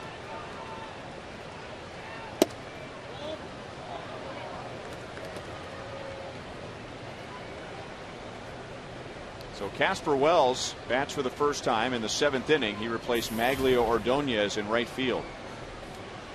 Jackson has 15 stolen bases, caught 3 times. But every move that Tim Collins makes, he's making a step back toward first base. So, you know, normally when I would face left-handed pitching and I didn't get a good read on him, I would shorten my lead and not draw any attention to myself and then go first move.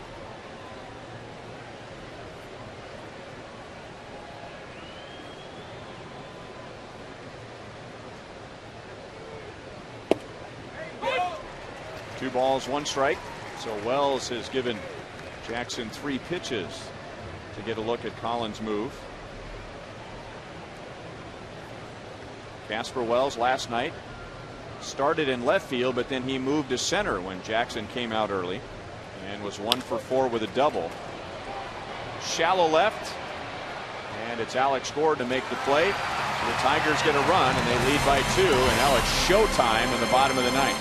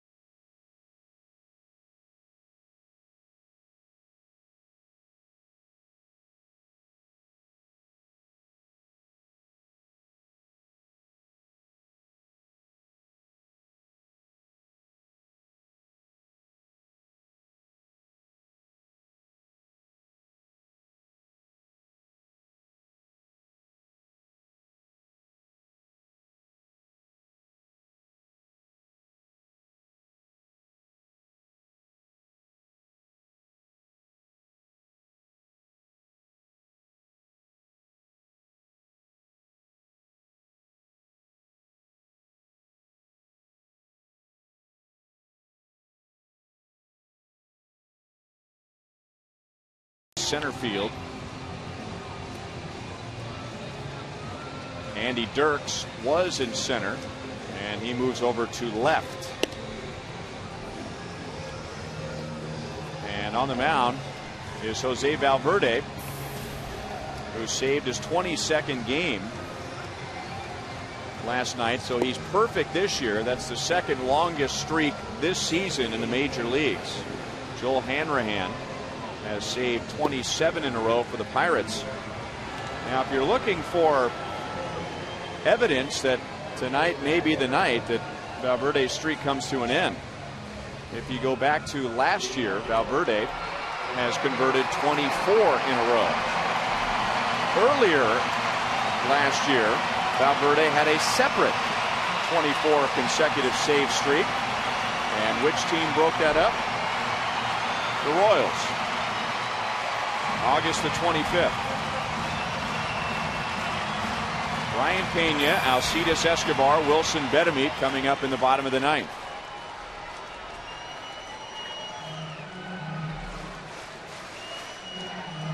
Ryan 0 for 3. He was at the plate when Francoeur was caught stealing for the final out in the 8th. So he goes back over to the left side. Ball 1 from Valverde. The Royals made Valverde and the Tigers sweat it out. And now Valverde, the Tigers a bit concerned. They come out of the dugout, their trainer and manager, but apparently he just wants to have the lenses of his glasses wiped off. But in a 2-run game last night with 2 outs and nobody on, Eric Hosmer walked. Jeff Francoeur reached with an infield single. And then Francoeur stole second. So the Royals had the tying run in scoring position with 2 outs. But Valverde was able to get Mike Moustakas on a fly ball to left field.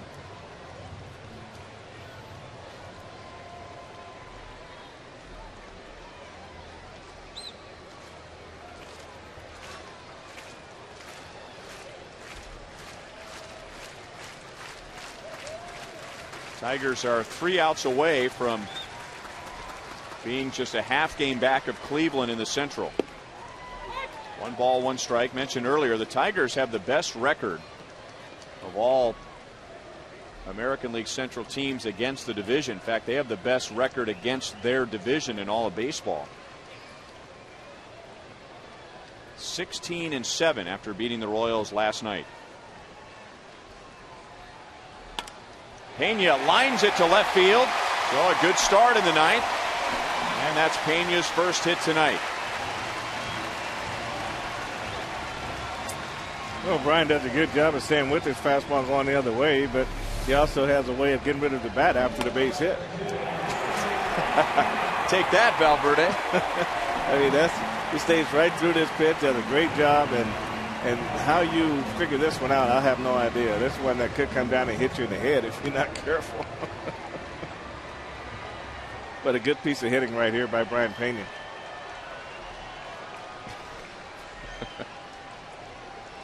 That's a question for tomorrow.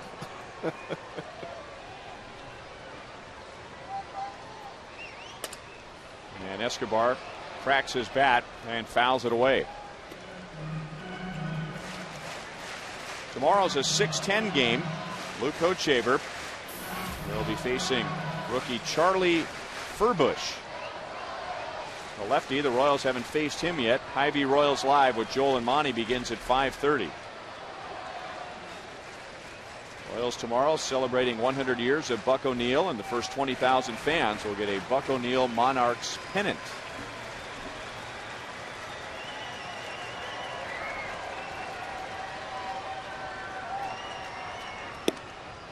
One ball, 1 strike.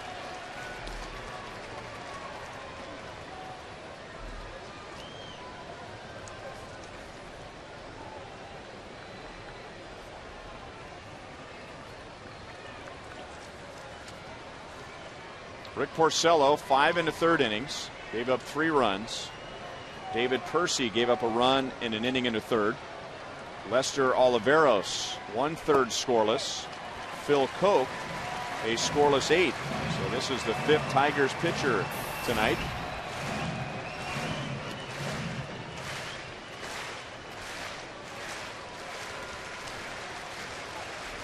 Yeah, the one thing Alcides wants to do here is just he wants to make sure he gets a strike to hit. The first pitch was up and in and broke his bat. Just make sure Valverde throws him a strike, because the Royals need base runners, so you don't want to chase any pitches out of the zone.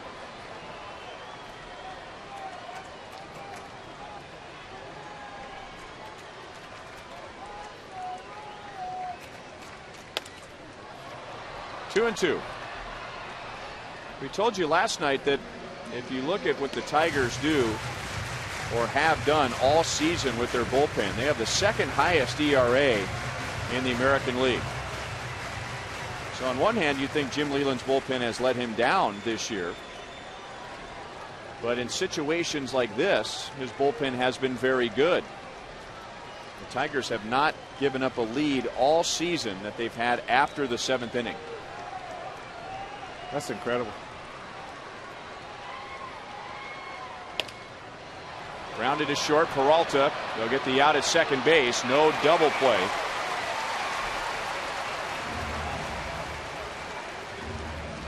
So that keeps the potential tying run at the plate.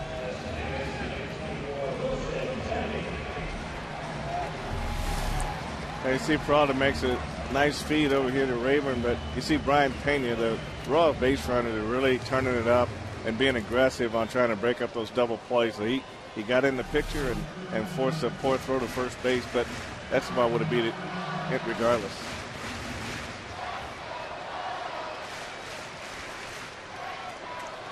And now Wilson Betemit batted for the first time in the 7th inning. Walked with one out and came around to score. And he was going for it all. Nothing to say hold the back. least. Nothing to wait on.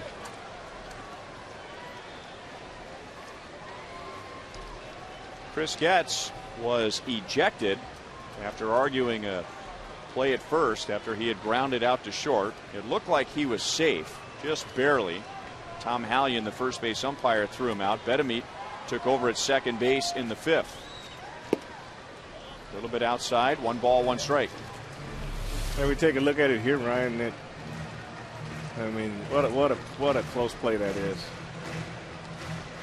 And that's probably the most emotion that Chris Getz has shown all year. That's the first time that Doug Sisson has left the coaching box to go out and argue a call at first base. So you had 2 guys thinking that the call was in their favor and went the other way.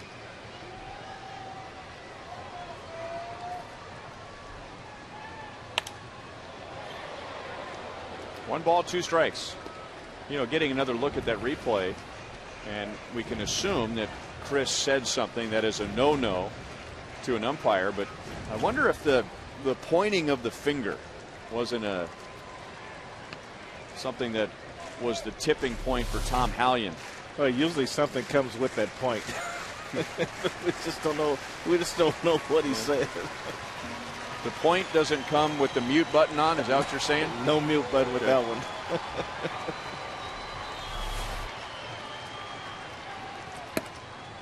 2-2 on Betemit.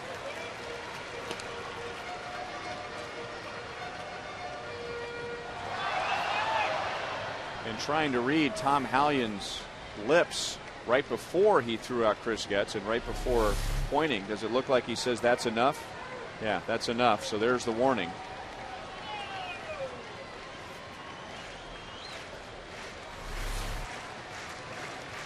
Two balls, 2 strikes.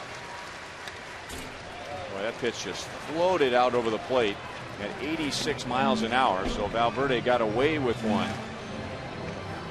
If you're hoping for a home run to tie the game, Valverde has allowed 3 home runs in 38 1/3 innings. The Royals have just 1 extra base hit tonight. They had only 1 extra base hit last night. Prior to that, the Royals had 24 extra base hits in their previous 6 games. 3 balls, 2 strikes.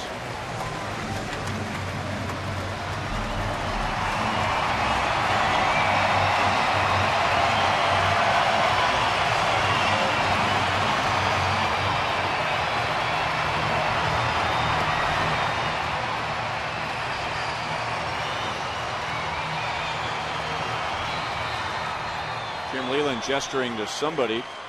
He is gesturing to Miguel Cabrera to play behind Alcides Escobar. So the Tigers will allow Escobar to run here. Jim Leyland wants a little extra range on the right side of the infield and allowing Cabrera to back up. Escobar does not run, and it's fouled away. Well, the only danger by running with 1 out is if Wilson Bedemy hits a line drive, then the game is over. So you usually wait till 2 outs before you want to send that runner down to second base.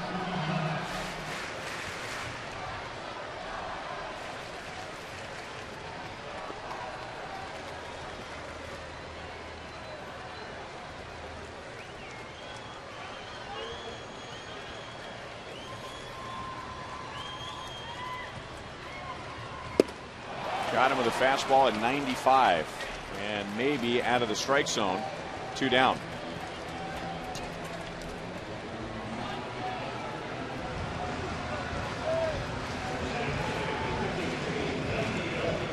And now Valverde gets Melky Cabrera, who has a 3-hit game, and he's gotten his average up to 291.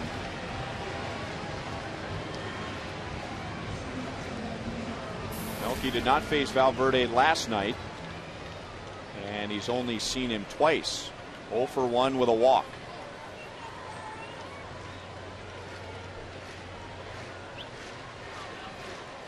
Royals have 9 hits, and 6 of those hits coming from their 2 and 3 hitters, Melky Cabrera and Alex Gordon.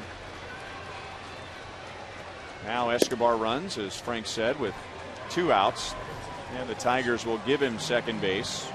No stolen base. Defensive indifference. Defensive, we don't care. We don't care.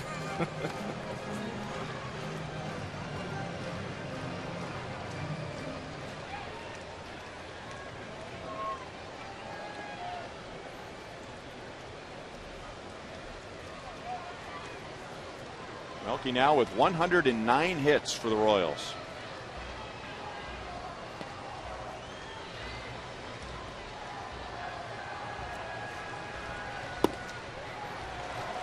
Two and 0.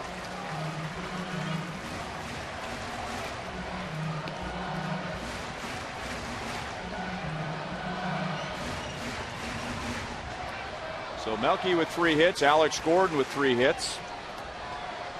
Billy Butler 1 hit, Jeff Francoeur with a hit, and Brian Pena.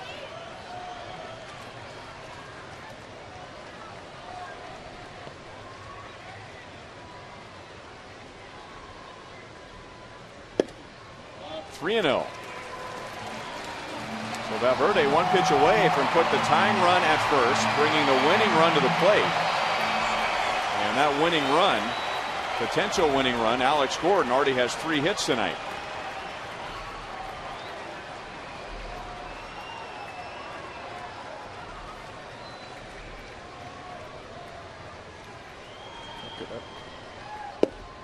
Three and 1.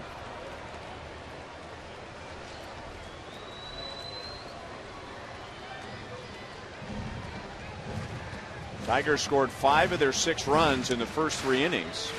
Then they didn't score for 5 innings, and like they did last night, added on an insurance run in the 9th. Ball 4, 2 on, 2 out.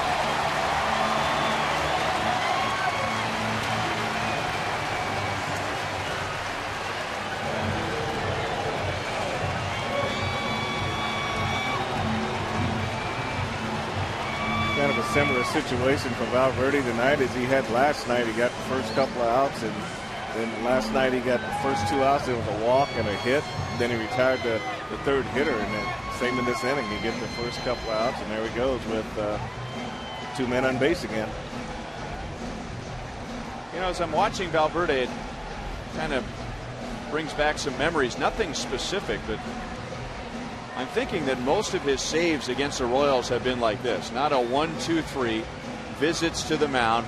And if you pitch with the type of emotion that he does when he celebrates after outs, and especially after the final out, that at times those emotions can get the best of you, and a lot of trips just to make sure that he is calmed down. Yeah, I agree with that, Ronald. Alex Gordon has had a great night tonight, and just had 3 base hits. Got him a stolen base, and he just done a good job with the bat. Just the Royals are looking for a base hit right now out of Alex Gordon, but so far he's swinging the bat really well tonight with 3 base hits, stolen base. And now a .301 batting average. He is 1 for 3 against Jose Valverde. That one hit was a single. Valverde has struck him out once. And that's the best pitch that Valverde has thrown tonight.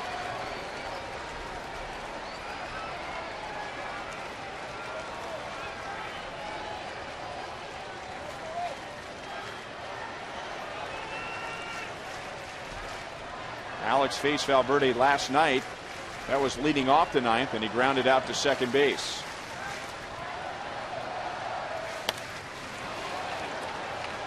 Oh, and 2.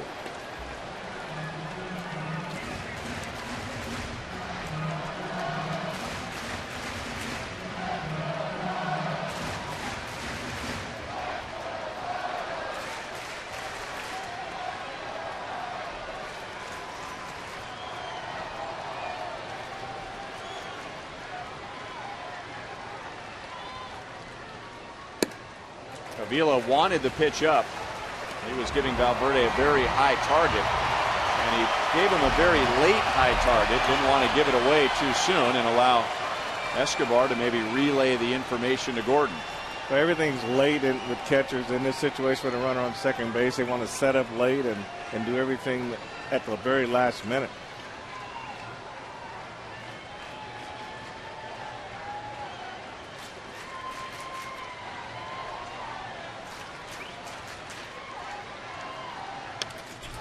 Still 1 and 2.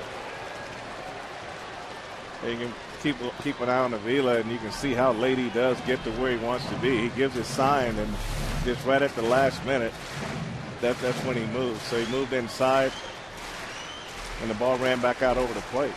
But he's gonna sit where he wants to sit, and at the very last minute, he's gonna jump inside like he did with that pitch right there. So catchers are taught to do that so they don't give away location.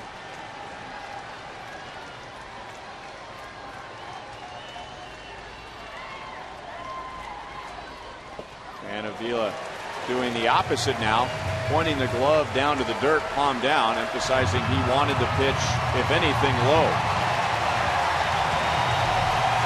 So it's 2 balls, 2 strikes, and now a huge crowd begins to stand as one. The Royals have been trying to play catch-up all night. They have been down 2-0, 3-2, 5-2, 5-3. Got the game to 5-4 in the 7th, and then the Tigers just got a run in the top of the 9th. Just inside. So a full count, and now the added advantage of the runners going on 3 and 2. And Jim Leyland has to sweat out the final out again, as he did last night. Yes, he does, and Valverde's taking this as far as he can take it, and it's 3-2. Allison looked for a fastball here. If he gets anything but a fastball, he would be shocked. So you just got to be ready to make it be a good pitch and put a good swing on it.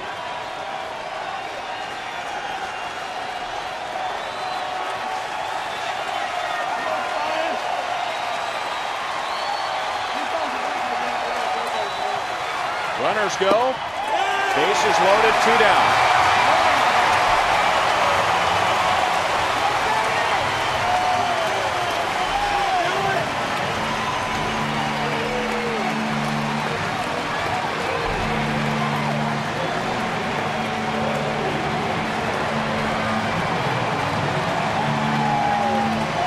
It's nice to get a crowd excited. Billy drove in a run in the 3rd inning with a single. So for the 2nd straight night, the Royals, with 2 outs, have the tying run at second base. But tonight, they have the potential winning run at first. Valverde struck out Butler last night for the 2nd out. The Royals mounted their rally with 2 outs and nobody on base. Fastball a little bit outside.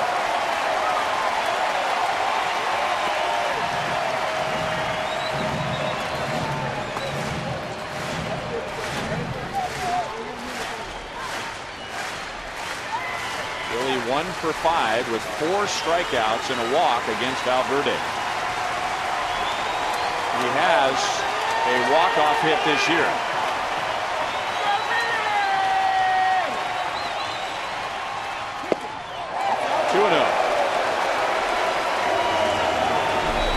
This is Billy's walk-off home run back in July against the Angels. June 1st against the Angels. And a home run that got stuck above the wall in left center field, so the umpires had to take a look at it. Then the celebration at home plate, and then the pie in the eye. Yeah, some on the face, mostly on the shoulder.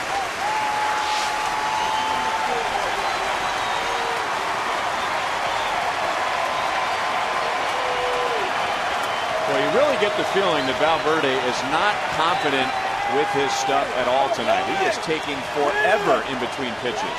He's been all over the strike zone too. When he gets to borderline when they're not called, and that kind of upsets him too. And Billy into right field, but it's right at Wells. So all that drama again. Valverde dances on the mound. And for the second straight night, the Royals had everything put into place, but couldn't come through with the big